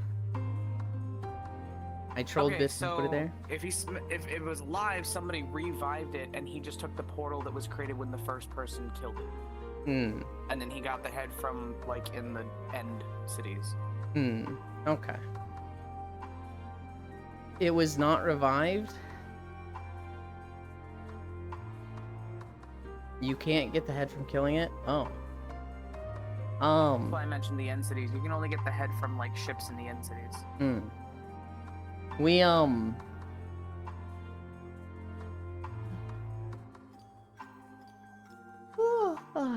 the world is fully built out. I'm not against letting you... Here's the thing, Juice. When I build in Minecraft, it's like, I spend... What happened last time was, I created a swamp map. Did the locate swamp biome. It's a super large biome map. Flew there. Flew around the swamp and was like, this is big enough. I devil-gated. Then I spent like 20 minutes building a bridge. And that was like while talking to Yuki and Violet and like getting ideas from them. They were like, you can build campfires. I was like, that makes it look really rickety and stuff. I like that. I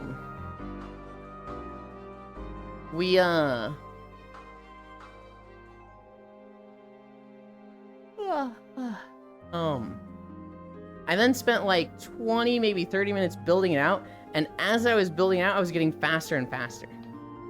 Like, the first section I built, technically this was the second swamp world I built a path in. The first one took me a long time. I was like learning with Yuki. Now that I know all the things, I'm like, I don't have to look up the commands each time, I know them off the top of my head. And it was just like, this to this about this length, this to this about this length.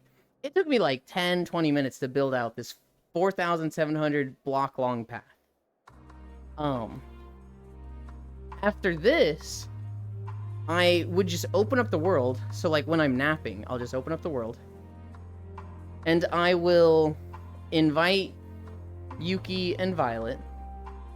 And I'll just let them know, like, hey, the world's open. I'm napping.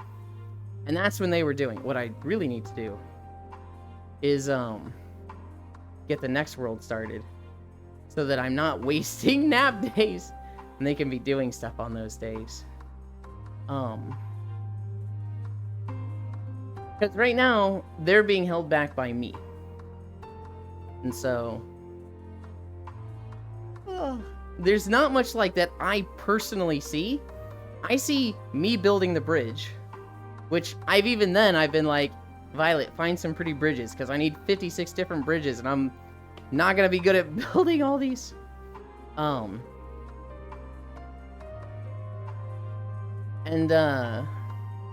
It's build a bridge, build the path, and then I need to just kind of decide, I want this here, that there. And after that, it's like, okay, done. That's my input to it. Well, I guess recording it later. The actual building stuff, that's mostly those two. And I don't see that. Hey, fellas, I'm leaving for realsies now. Thank you for the stream, Kadewin, and all the fellow walkers. Bye, have a good one. Fellow Chopster, bye-bye, everyone.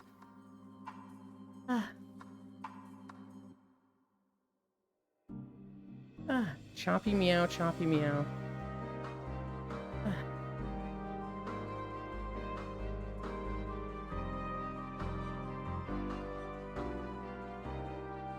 I see.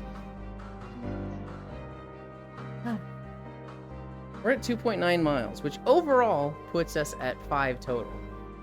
But we still have a lot of Garlemald to go through. Wait a minute. Did I not turn the shuffle on? Because these videos are next to each other in the queue, but Garlemald should be oh no, it's by... Okay, so the shuffle isn't on. Oops. Oh well. Bye-bye, everyone. I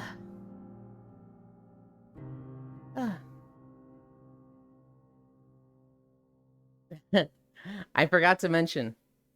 Holy shit, they know Choppy. I forgot to mention with the epic rap battles of history. In one of the comments, they were like, this battle was really short. It was only 1.5 minutes. And somebody goes, it's not short. It was average for its time. Haha. Napoleon height joke. They know Choppy, I'm shocked. I'm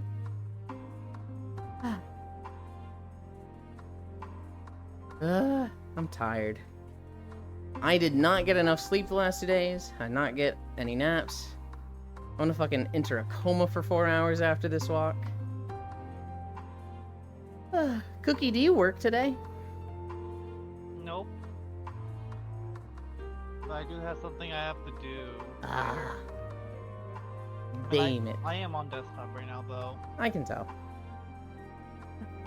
So I can, like, if you want me to cuddle, because I have to, like, go somewhere. Yeah.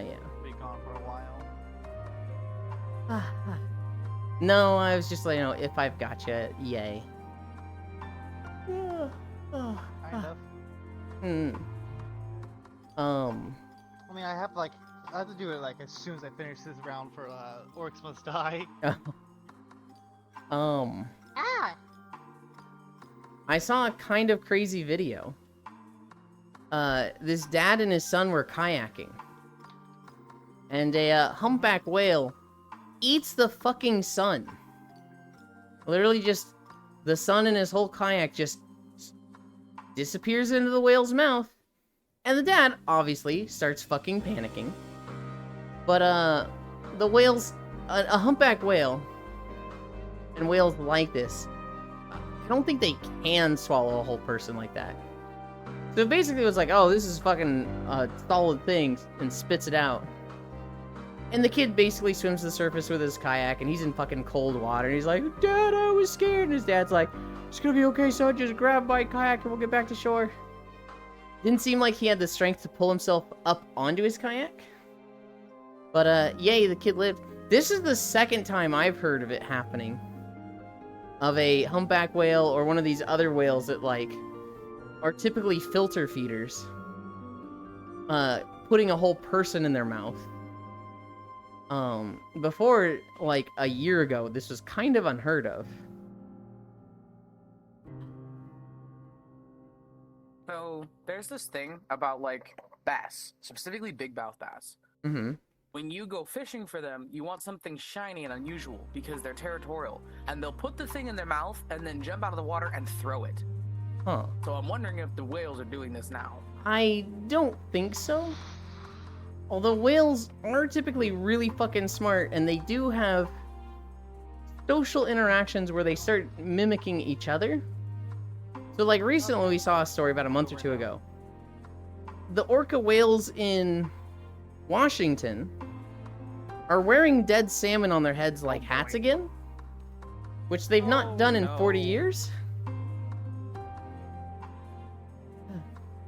It's a hecking amazing Gotta be a angel reason cake. for it. I think it's literally just they want to. It is just for fun. Hi, Ronmu. Yeah. And now- I have to go right now. Orcas are sadistic, so I'll I be believe back. it. Also, Hi. mooses. Have a good one. Yeah, Orca whales orcas are- excessively sadistic, so They're so pretty, but they are definitely one of the, like, major animals that plays with their food and just is an absolute nightmare of a fucking predator. yep. I will say, being swallowed by a whale on your kayak is a great way to have not only like fear of ocean water, but whales in general. But it's a great story at parties. You get to be like, yeah, I'm one of 2 people in the world that's been, You're gonna pick up so many chicks, be like, yeah, I was eaten by a whale. Call me Eaten- Jonah, call me Pinocchio, something. yeah, I'm one of 2 people in the world that's been eaten by a humpback whale. Live to tell the tale, though. You know, it's like, My brother heard the story of the guy who fought a mountain lion with his bare hands, and he's like, that would become my new identity. I'd have a mountain lion skin hat, and you'd know me as guy who fought a mountain lion with his bare hands. And every individual I ever came across would hear the story about how I fought a mountain lion with my bare hands. have you ever seen the anime Hajime no Ippo? No. So it's a boxing anime, and at one point, they the gym that the main characters go to, they go to like a boxing camp up in the mountains to do like special mountain training. Oh no. And one of them, the kind of like mentor character that's not the main character, but he's kind of like the All Might of the show, except he's not in his fucking old washed up phase. He's in his fucking prime the whole time. He's just in a different weight class, so he's never like an enemy or an opponent of the main guy. But he's the champion. He's a 3-time reigning champion where he's defended his title 3 times or something. He's with them and he's doing the special training. And they encounter a grizzly bear. And the grizzly bear thinks it's defending its cub from them or something. So it's like, I'm gonna fucking kill you humans. And this guy's like, we can't run from it. I'll do the only thing I know how to do. Box. And Oh no. he gets a claw mark across his chest. But other than that, he like punches the shit out of this bear and knocks it out. And they're like, yay, he's so strong, he can beat a bear, wow. And like really it was like he barely survived. It was like, you're fucking lucky you knocked it out. But he's like riding the high, right? He's very much, hi Grian, he's very much like, dude, I am hot shit right now. I boxed a bear and won. The guy who lives on the mountain with them, he like kills the bear while it's unconscious. He kills it and serves them bear meat that night. And he's like, oh, good job hunting the bear. Here's your dinner. You know, you killed it My yourself. goodness. And he's just like, they're all like, wait, we're eating the bear now? Oh God. And he like skins it and gives them the like, the bear rug, like the bear fur, right? Bear meat is stinky. You gotta Mhm. treat that right. He goes to his next boxing match, literally wearing, and they start spreading the rumor that like, oh, he had an encounter with a bear in the woods during his training. He was injured by a bear in the woods, and everybody's like, oh my God, you know, why are they spreading this rumor? Is that like so that he can, you know, he's not feeling well and he hasn't been training, and if he loses, he's covering his strength? Everybody thinks he's like chickening out and giving an excuse why he's going to lose. He shows up to the next match, literally with, like, the bear skin, like, over him. Like, literally walking into the ring with the fucking, like, the bear head lined up with his, and it's, like, it's just the fucking bear skin coat. Yep. And everybody's like, oh, God, okay. And, like, everybody's like, you're really gonna pull a stunt like this, dude? You really think you're going to intimidate your opponent by saying you took down a bear? But then when he takes it off, they see these giant, like, 4 claw marks across his chest, and they're like, oh, wait. He didn't fake. Did he actually fight the bear? Oh, God. And then he beats the shit out of them. Because despite this, stunt intimidating people, he's still the best boxer in Japan, and wipes the floor with his opponents. Ippo's a great show because it's about this kid who gets bullied, right? He gets bullied and he's a coward, but like his mom has a job that he helps with where he does a lot of the heavy lifting. So he's actually got like really well-trained muscles from helping his mom essentially lift boxes of dirt for a couple hours every day. And so he is like literally perfect trained and conditioned body for boxing. He just doesn't know it. This guy, he's getting bullied under a bridge in the first episode. And this guy, who's, a boxer, out doing running exercises, he sees this happening. He tells the bullies to, scram. And they're like, you want some old man? We'll beat the shit out of you. And he just, like, dodges all their punches. And they're like, you think you're so cool? And then all of the buttons on their shirt come off. And he like, opens his hand and he has like 20 fucking shirt buttons in his hand and he just lets it drop. And they're like, okay, we didn't even see him do that. We probably shouldn't fuck with this guy. And they run. It turns out, because he's, a licensed professional boxer, his hands are weapons and he's not allowed to use them on civilians, right? So like, that's how he deals with people.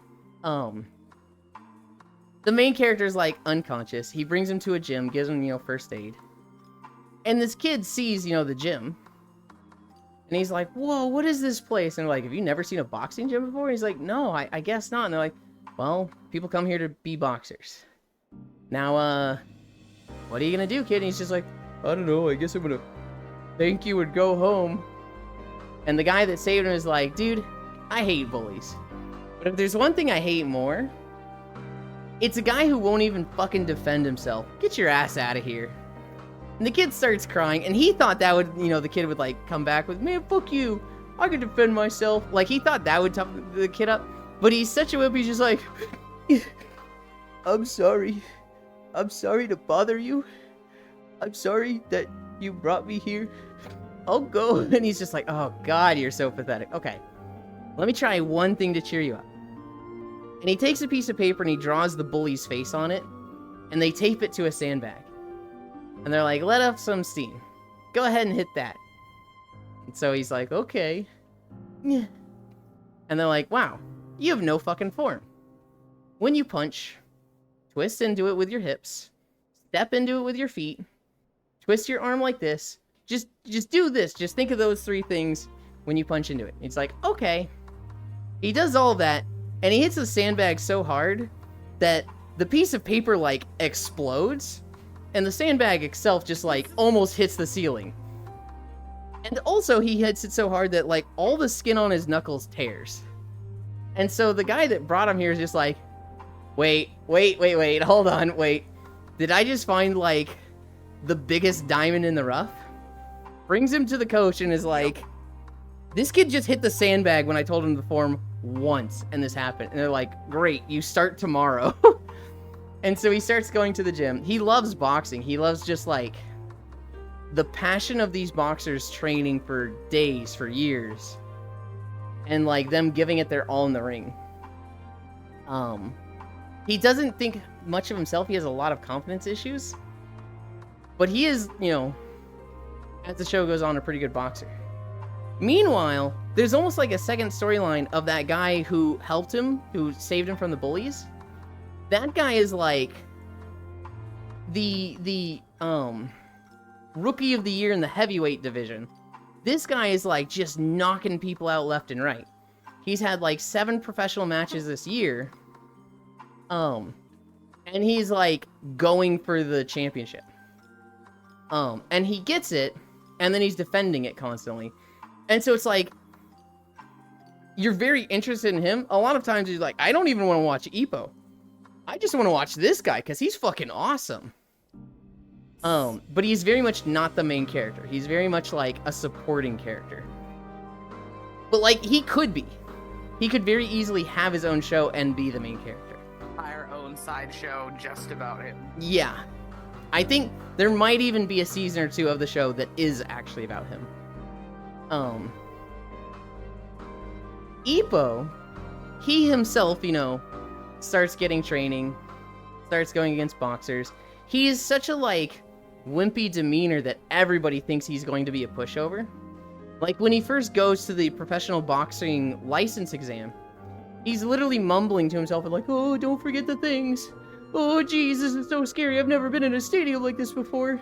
Is he like writing it in his palm as he's walking? He's literally like twiddling his thumbs, just like, oh god, I'm so scared. I threw up in the bathroom already. Oh jeez, this is so scared. And all the other applicants are like, bro, this guy fucking, I hope I get him in my match, because like, man, that's just a free win. He goes into his match, and his opponent's literally like, yes, I got the wimp. And the referee's like, box. You're not fighting to win, just try and show your stuff. Show your special moves and whatnot. Box. And the other guy just like, take this wimp, and, you know, starts punching. And he's been practicing at, like, a legit professional gym for a while now. Specifically with a guy that's, you know, set up as his rival, whose, like, strong point is his speed and technique and footwork. And so this guy that's trying to be an applicant for the professional boxing exam is like slow motion to him. So he's just like, oh, this is fucking easy to dodge. Okay, counter with this. Jabs the guy once in the face, and the guy's just like, what did I just get hit by? And then he does a full wind-up punch. The guy... Rip. The guy does a full fucking flip. And he's just like, oh. And literally everybody in the ring is just like, or everybody at the stadium is just like, holy shit. The wimpy kid, can punch. Goddamn. I love Hajime no Ippo. It didn't age super well. It's got a lot of 90s jokes. It's got a lot of like, oh, woman shows up. Let's look under skirt, tee. Rip my connection. You literally stopped talking. I looked up and I went, oh no, he froze. And I realized I wasn't even on stream anymore. No, that's a me thing. Mm-hmm. Yeah, I was just saying, like, he gets in the match with the guy. The guy's like slow motion to him. Jabs him once in the face, and the guy's like, I didn't see what hit me. Hits him with a like full wind-up punch, and the guy does a fucking like backflip from getting hit in the face so hard. And everybody in the stands is just like, oh. Goodness. Oh shit. It doesn't age super well. There's a lot of 90s humor in Hajime no Ippo where it's like, you know, female character shows up, the peanut gallery behind them looks up her skirt and is just like, ooh, and it's just like, oh god, this is, ugh. My sister, she got one of those like color-coded boxing, I guess, things for Christmas. It sits on the wall. You're basically punching Simon. And then after about a week, she comes to my mom. She's like, my hand hurt. My hand hurts. I don't know what's going on. And I happened to be on the phone. I was like, you gave yourself boxer's wrist. You might break your hand if you don't fix your form.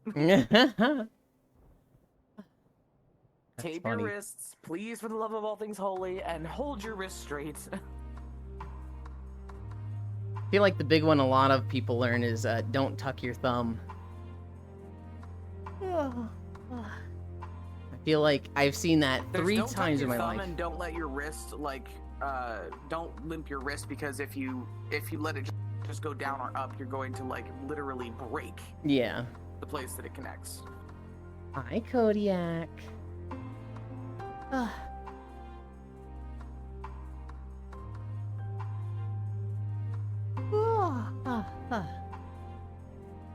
We're getting close to the end. We're almost at the edge of oh no, we are like at the edge of Garden Mall now. I think we turn right into this building. I didn't realize we were that close to the end. 1150. What is the distance? 5.8. Oh yeah. Ah.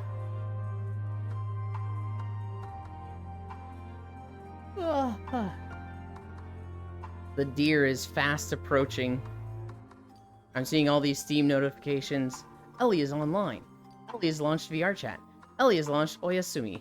Ellie has launched XS Overlay. And it's like, oh god.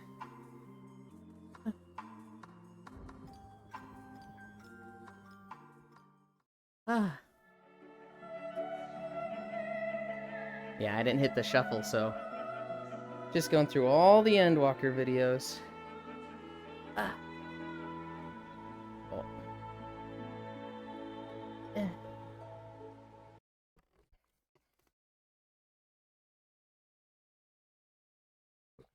Ah. All right, all right. Ah. Sound. Give you guys that. Step over here. Ah. Move that, move that, move that. Pins, pin 1. Camera's over there. Oh, my tracking looks a little off.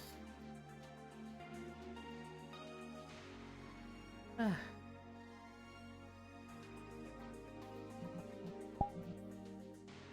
I guess I didn't need to recalibrate this part. Because I'm literally about to do the outfit change. Okay. Okay. Great job. Thank you. Oh, my legs are sore. Alright, alright. What did I say that was? That was 5.8? Yeah.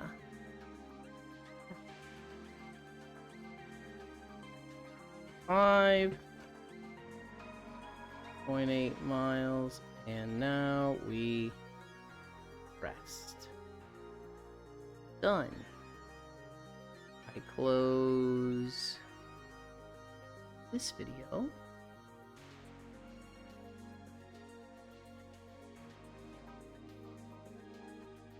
I open this one of the people I was watching before. 2 of them are still alive. Tabs didn't. Are these about to have like volume and way too dank me? We're going to. Because they look like they were struggling. We are going to come over here. And then you guys wait there for a moment. I'm going to change. Now you better heckin' rest your legs. You said they hurt. I did, and I will. I just need to change outfits first.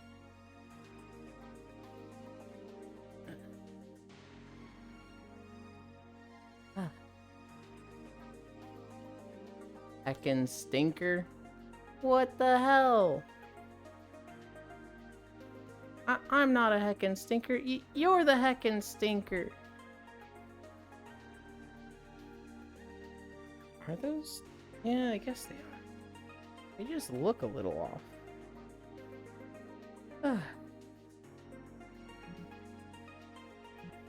Avatars. EJ. Calibrate.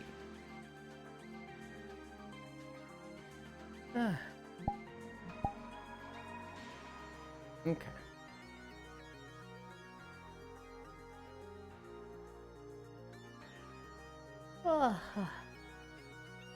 Where are we in the room?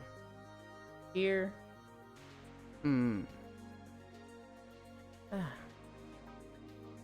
Go shower with me? Okay. Not quite yet, though. Hello. Chatting. Hello, dearie. Yes, yes, I get it. You're doing the Cairo joke of waving for too long. Although he does it with double hands, so you gotta do it with both hands, like this, Ellie. You're just doing this. Yeah, yeah, like that, like that. Drop portal. Portal. Ah. Joe, have you ever been to Sequoia Den? Ah.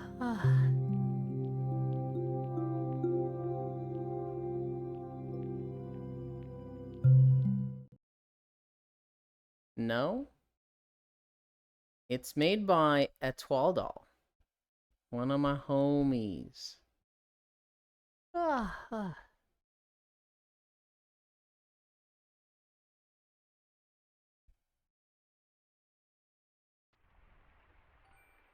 Oh, collar's back on. Thank you, Octal. Okay, we're gonna turn the fire down, the thunder down, the rain down. And colliders off.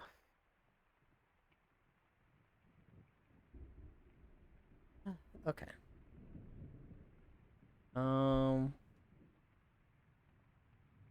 Do this one. We use these pillows here.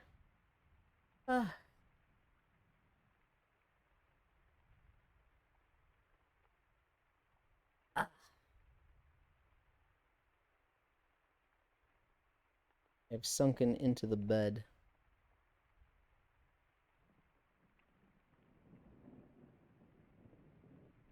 There we go. Where is the video player stuck?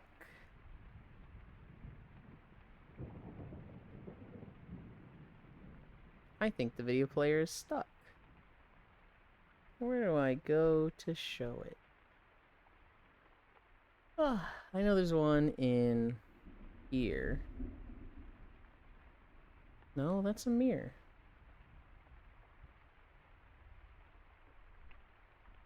She didn't remove the video players, did she?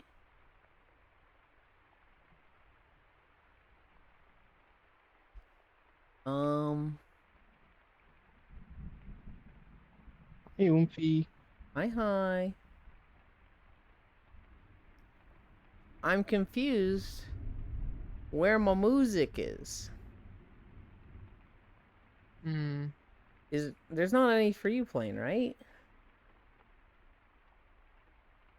Let me see. Actually, I think there is. There is? Oh, yeah, there is. Yeah, I got music. It didn't load for me. Yeah. I think it's a skill issue.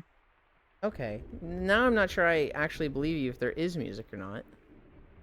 No, there is music. I would not lie to you. Do you see like the video player? Yeah, I see. Forgotten Forest Chill Lo-Fi Beats, 2 minutes 36 seconds. What the hell? It's at 0 for me. Oh, that's what my voice sounds like? Oh my god. Are you like the world leader? I had your stream up. Gotcha. No, I'm the master. It just didn't load for me. Oh.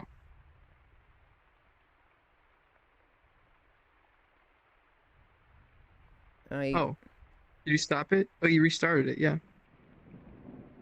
I restarted, but like it's also just not starting for me. I hear it now. Maybe. Yeah, do you hear that? Oh, no. No, I don't hear it at all. Oh, well, it's barely starting. Like, just a oh. few little notes. I think I got it. It's actually playing for me now. Yeah, okay. You got it? Yay. Yay. I don't like not having music. Don't you run from me. I'm not. I'm literally sitting right here. I need to recalibrate my shit all funky.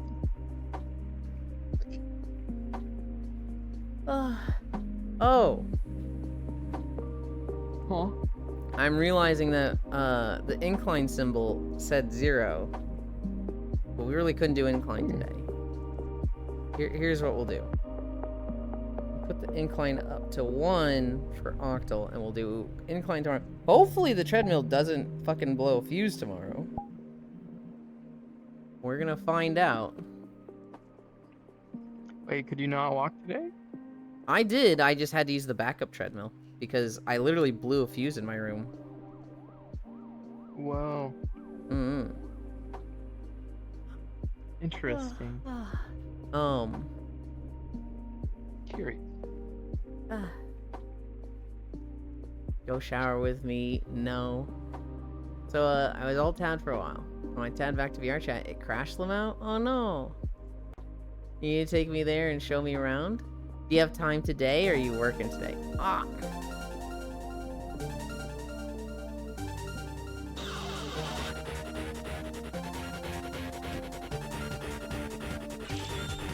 Hi, Kuro. Hi, hello. Kuro, did you see the state of play yesterday? Did you see all the announcements there? Thank you for the raid. Good job today. You so skivity? Nope. We got Elden Ring DLC release date, Borderlands 4 release date, Metal Gear Solid Delta Snake Eater Omega Alpha release date. We got a new Monster Hunter trailer. There's a bunch of other things. What was the other one? Oh yeah, Dave the Diver is having a Yakuza collab. With Ichiban from the Like a Dragon series. Night Rain, yeah. So, State of Play had like a lot of cool shit in it. 3D Ellie. Oh, Ellie, I updated my Abby. I'll be able to show it off this weekend and tomorrow. What a lucky person called Fuse. Okay. Am working. You so skivity. Nope. You so skivity a karaoke wear. And doing 11 a.m., 7 p.m. every day now since I'm working from home. So no time. Okay. 11 I'm a.m. the only one who thinks that DLC should have a different category from the Game Awards.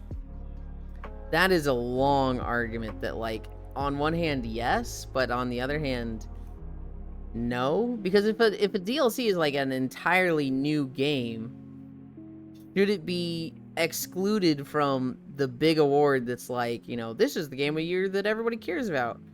If that was the case, nobody would ever do DLCs like that. And Elon Daiso EP, good night. Sleep well. Thank you for the raid. Good job. I mean, that's today. why I'm saying make an entire separate category as DLC of the year. That way, games that like Elden Ring that have already won awards just for the game itself make way for other games like Black Myth Wukong or other games that people enjoyed. But nobody will care if it wins DLC of the year. Like that'll just be an award that's like, who gives a shit? At the Game Awards, there were like 27 or 37 categories, and the only one everybody's gonna remember is Game of the Year.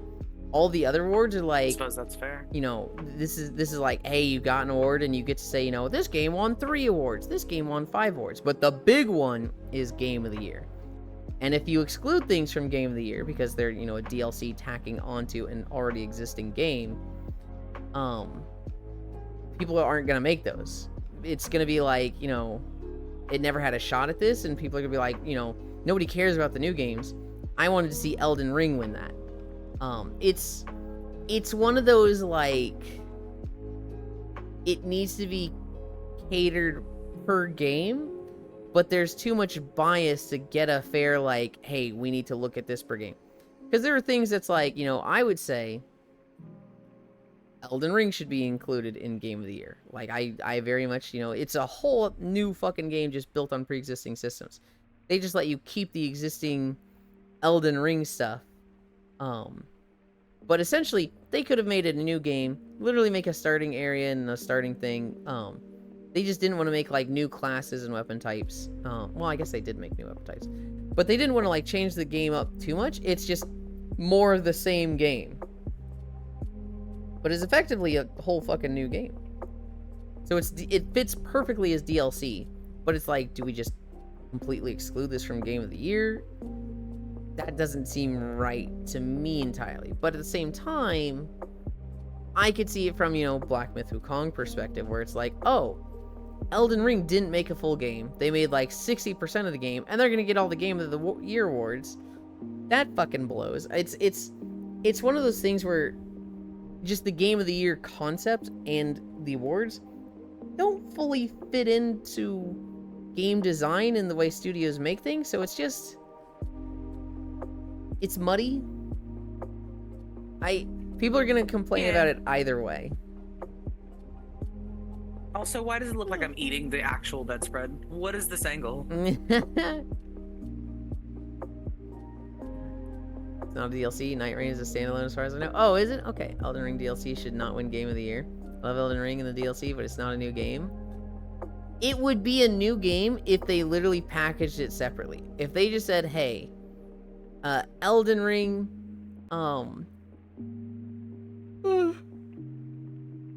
Erdtree or whatever.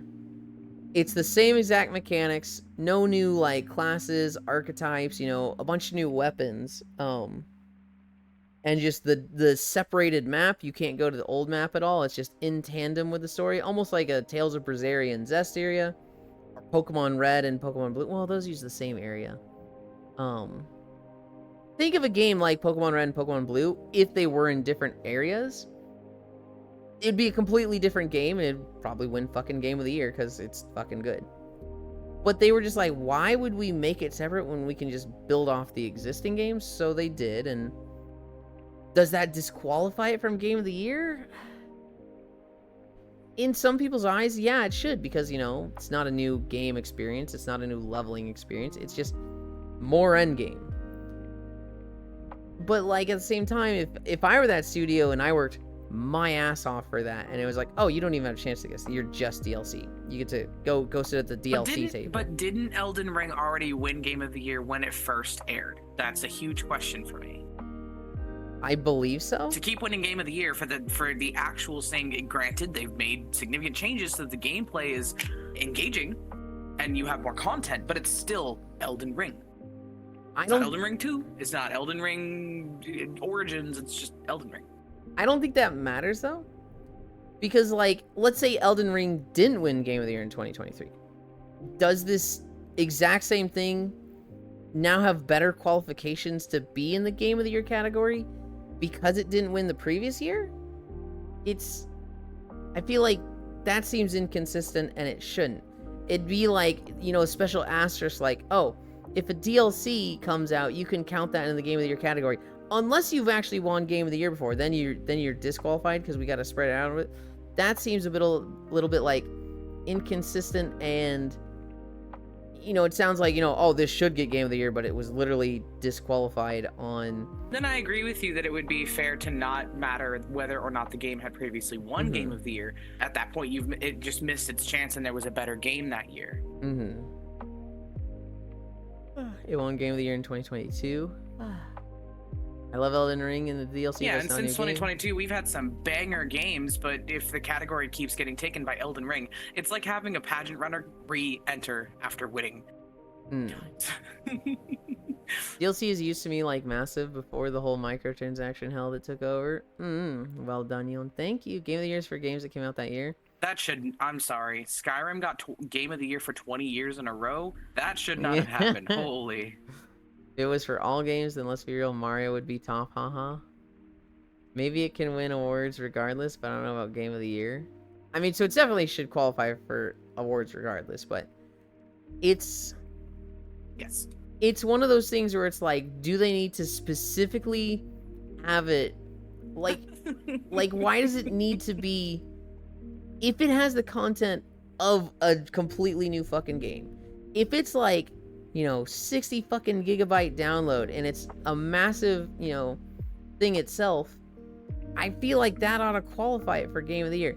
But just because it's like, hey, we didn't like give you a new starting sequence, we didn't give you a new this thing, because it's, you know, built onto the already existing game, it doesn't count. I feel like it's like 80% there, it should count in my eyes. Yes, if they didn't go with DLC. Depends on how in the weeds you get as people never bring how good No Man's Sky is now, since it's never had a DLC. But just updated to be super good. I would agree. It looks like it's packaged separately. It's on my PS5 that it was separate from mainline Elden Ring. I feel like that's a price thing, right? I don't think you can play Erdtree without standard Elden Ring. Looks Newport. And yes, there's different mechanics. There's no fall damage, a grapple hook, and it looks like a Battle Royale 2023. Yes, it did, and it deserves more. One Game of the Year in 2022. Skyrim for Game of the Year 20 years in a row. I done. Skyrim came out in 2011. Skyrim gets re-released every year. Game of the Year. A re-release or remaster, I'm okay with excluding that, because that's not new content. It might have some additional content, right? So like Tales of Vesperia. This is a 60-hour JRPG, crazy story, a lot of mechanics. Definitive Edition. This is a remaster where they let you do all that. They add 2 characters. They add like a special dungeon after it. They add new weapons and mechanics. But to me, that's not enough to be a new game. That's DLC. That's a remaster. That is additional content to the thing. When you have a game that's like 90 gigabytes and it's, a big chunk of game and it's a great game and it wins Game of the Year. And then you have something like Shadow of the Erdtree where it's like, we just literally doubled the map size, added a whole bunch of new weapons, gave you some new toys, thinking of like the Clutch Claw from Monster Hunter Iceborne, or, the grapple hook, like someone just mentioned and I lost track of it. Like Northridge just mentioned. To me, that's not a remaster or remake. That's DLC, and it is a shit ton of new stuff. 80% of it is new. It's just built on what's existing. To me, that's fine. Think of it like this. You have Breath of the Wild, right? Great game. What if they sold Tears of the Kingdom as not a separate game, but like a DLC, where it's the same price.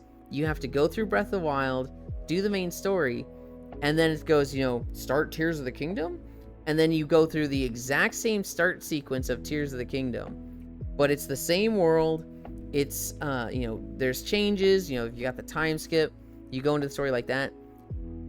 Would you say Tears of the Kingdom is now disqualified from Game of the Year because they packaged it as DLC and you have to go through Breath of the Wild first?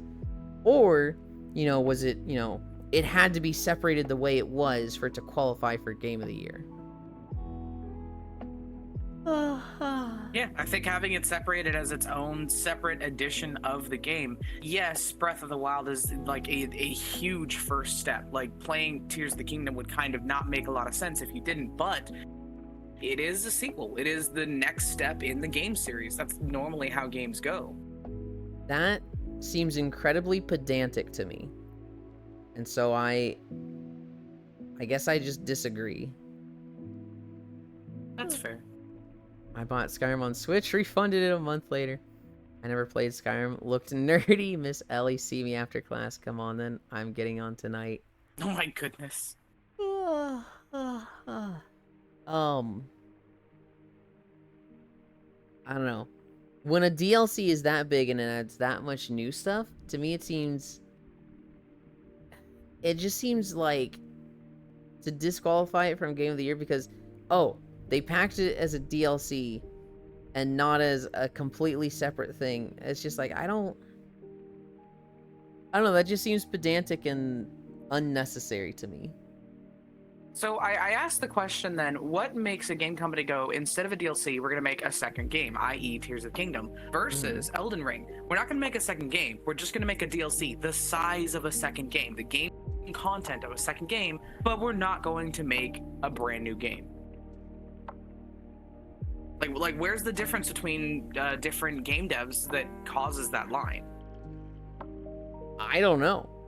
It might just be like, we're just gonna do it this way. I'm saying that's my curiosity at this point. It might be methodology. So like, Elden Ring sold really well on Steam. So why sell it as a second game when they could just tack it onto the main game? Because everybody's PC gaming and that makes more sense. Tears of the Kingdom, this is a cartridge. This is for Switch. And so it might have been like, we have to do it as a second cartridge. This isn't something that we can just make people download on their Switch. So we have to do it as a second cartridge. Okay, that makes more sense. Yeah, no, that makes a lot of sense. Euland, make Ellie do the face, LOL. I'm sorry, Ellie.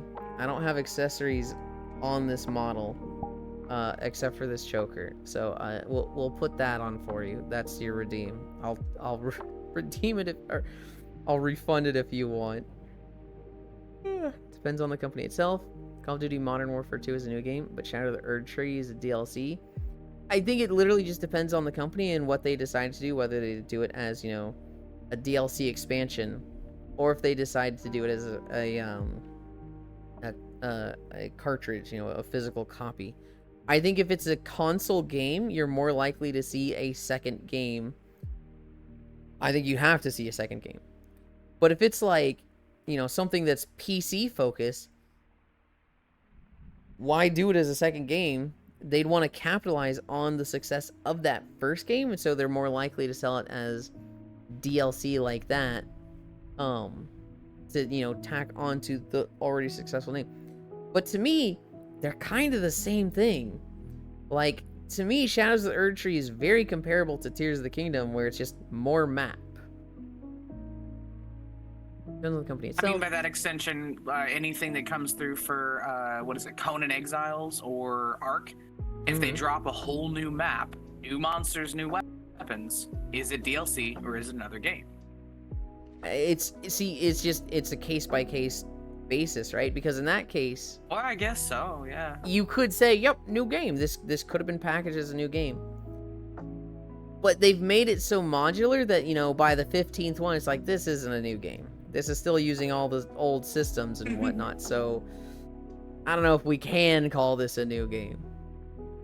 It depends on the company. Also for progression, such as like Iceborne Sunbreak, where you would continue to use a same character and equipment that was part of the base game. Don't you have to play Elden Ring a solid amount before you can even do the DLC? Even like the experience for people that year could be hard to only focus on the DLC for itself, but again, it's just getting in the weeds. That's a very like getting in the weeds thing, yes. For Erdtree, you need to go through at least a section of Elden Ring before you can do Erdtree stuff, and you'll have the same character and the same progression. But like, they add one little mechanic that's like, hey, when you activate the Erdtree stuff, when you go into the Erdtree map, you get a reset. They could have just done that, and it's like, oh, well, that takes away that mechanic. It's one of those things, it's like, I feel like you can't base it on new game or DLC just on, hey, did your character reset? Because it'd be really easy to just flip on a switch and have a character reset there. It's funny that Modern Warfare 3 was supposed to be a DLC, and at the last minute made it its own game, but has less than 10 hours of gameplay. That's tragic. Modern Warfare 2 2022 came out, and 2023 Modern Warfare came out as a new game. Yet it was just DLC for Modern Warfare 2. Oh yeah, I meant Modern Warfare 3. That is...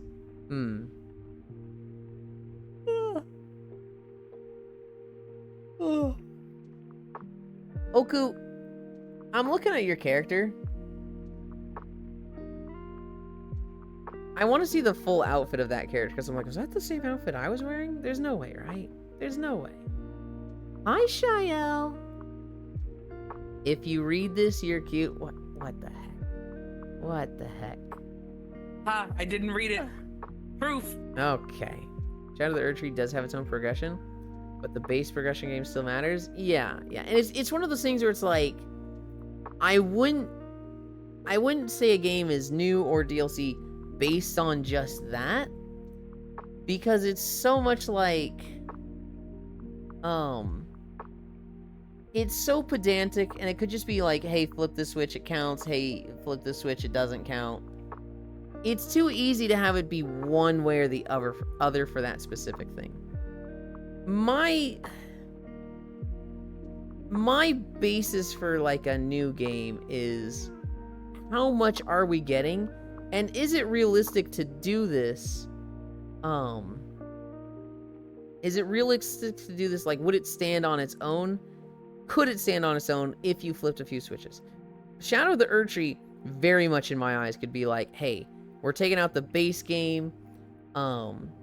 You've got this new map. It's essentially Elden Ring, but you know, just new area, new weapons, yada yada. We've added some things here and there, but it stands fine on its own. Risk of Rain. The 2 DLCs for that don't really stand on their own.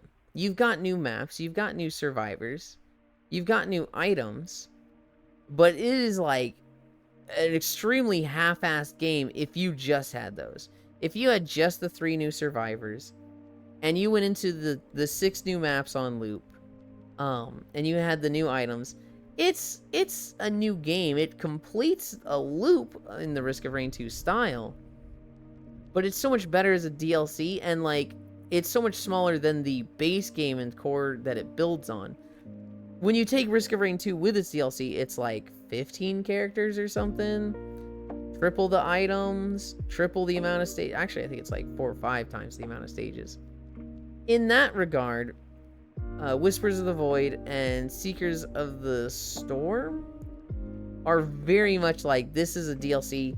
You wouldn't really play these on their own. It would need a lot more to stand alone on its own. But Erdtree, I feel like you flip a few switches, that could be its own game. What's another DLC that's like that? I mean, Tears of the Kingdom is just its own game, but I'm trying to think of examples of stuff like that now. I shy, what the fuck? No, you. To be honest, I would recommend playing Shadow of the Maybe Erdtree my on your first definition is playthrough. that it has a base game, period. You could say that anything that is sequential has a base game, the origin point of the story. And you could technically say that anything with DLC also has a base game. So maybe it's that, in my mind, Game of the Year is reserved for base game. But I don't like that. I don't like that, because it's a good experience to make Erdtree. It's a fucking awesome thing. But like, if it's so also, no, I was gonna say sequels don't count that, but I was like, no, those still count by your definition. Oh, they really do, because like they are a base game of their own that also come with DLC, like Dragon Age. I think Dragon Age Origins and Dragon Age 2 both had DLC content that, you know, extended the gameplay a little bit, but did not count as their own separate games. It just added to the already existing base game. Risk of Rain 2 basically was a new game after Seekers of the Storm, but not in a good way. Oh god.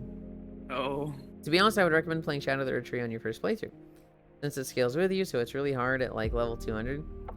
I think what makes it iffy, in my opinion, is you have stuff that won Game of the Year that you have to play before you can even get to the other stuff.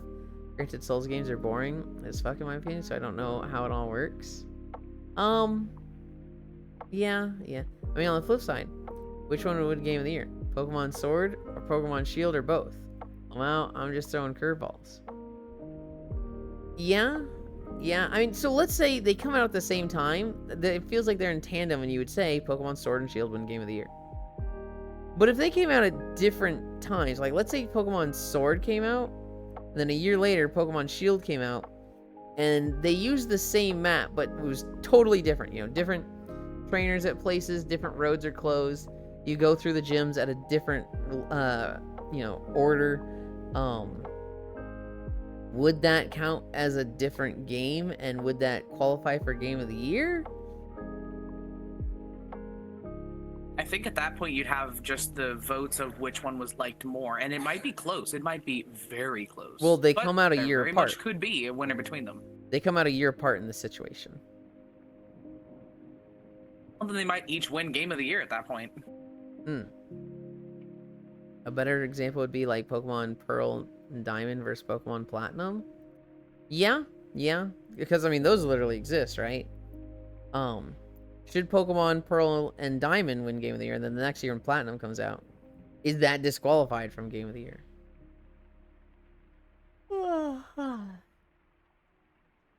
Sounds like a mad case of skill issue.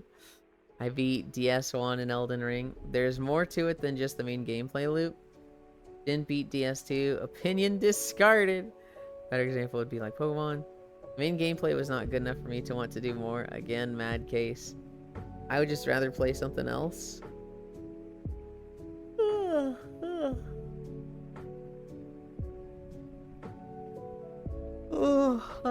I don't know.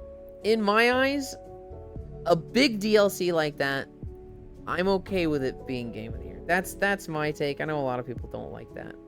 To me, it's very justifiable.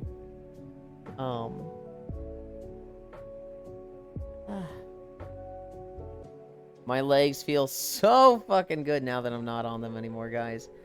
I swear. You hear that? His legs feel amazing. Come feel his legs. No, chill.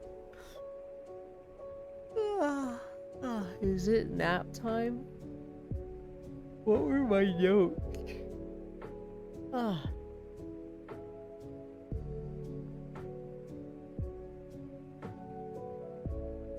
My notes were Monster Hunter World sold 7 million copies in the last 3 months, but 7 years old. That's fucking wild to me. Granted, they had a bunch of sales where you could get it for like $5 fucking, but that's still a game selling 7 million copies 7 years after it came out is insane. Lethal Company yesterday was a lot of fun. The power of co-op. Yeah, Core Keeper was a lot of fun. We're going to hopefully. We've got 2 weeks of Core Keeper before Monster Hunter. So Core's like, we need to get this done before Monster Hunter. We gotta go. State of Play had a bunch of news. Core finally kept. Terrible. New Epic Rap Battles of History sponsored by Civ 7. And then the video of the dad watching his son get eaten by a whale. We gotta go, Frankie. Was Core finally kept? We're starting to think that we don't keep Core, that Core keeps us. Core is the keeper. Is the new theory. Hey, how okay are we with sad stories? Because I've heard of another parent watching a child have that happen, but it wasn't a whale. If you're about to tell me a story of a guy watching his kid get eaten by a shark, no. That's too sad. No. But it's similar, so I'll keep it. Tell me after stream. Okay. Where are we going?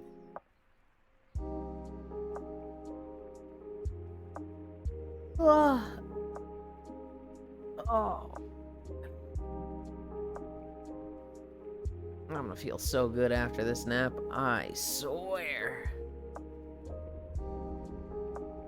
That view. Okay. What the? My hair always do that? Why does it go up a little bit like that? Weird. Behavior. Look at me. Auto level pitch. Anchor world. Okay. We are going to go over here. And where am I sending all of you?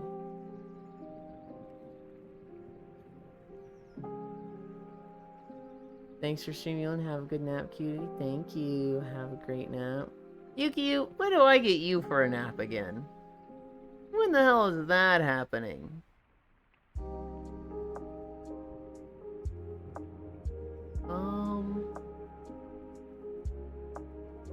Oh, shit. Okay.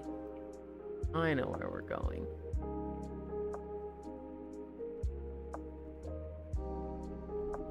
I see somebody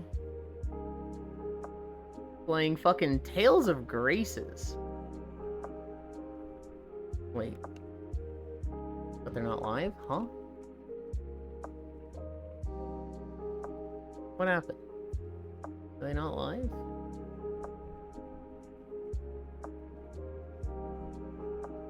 Oh. They're not live. Damn. Okay. Damn, I saw Tales of Graces and I was like, oh, fucking boy, howdy.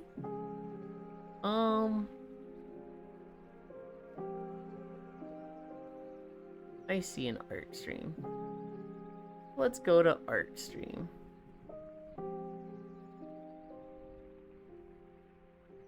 Oh, that's a cute picture. Ah. I see the good one? What is the good one? Huh? I don't know about Tails. Tails was a good one, but one time there was a kid who fell into a gorilla exhibit. Yeah. Oh, thank you for taking the socials. Flash raid Jack 728. Bye. Failed to start a raid. The targeted channel cannot be raided. Fucking what? What is happening today? What is happening today? Denied. This is bullshit, bro. Alright. We're all excited for Monster Hunter. Let's go fucking see Valorless.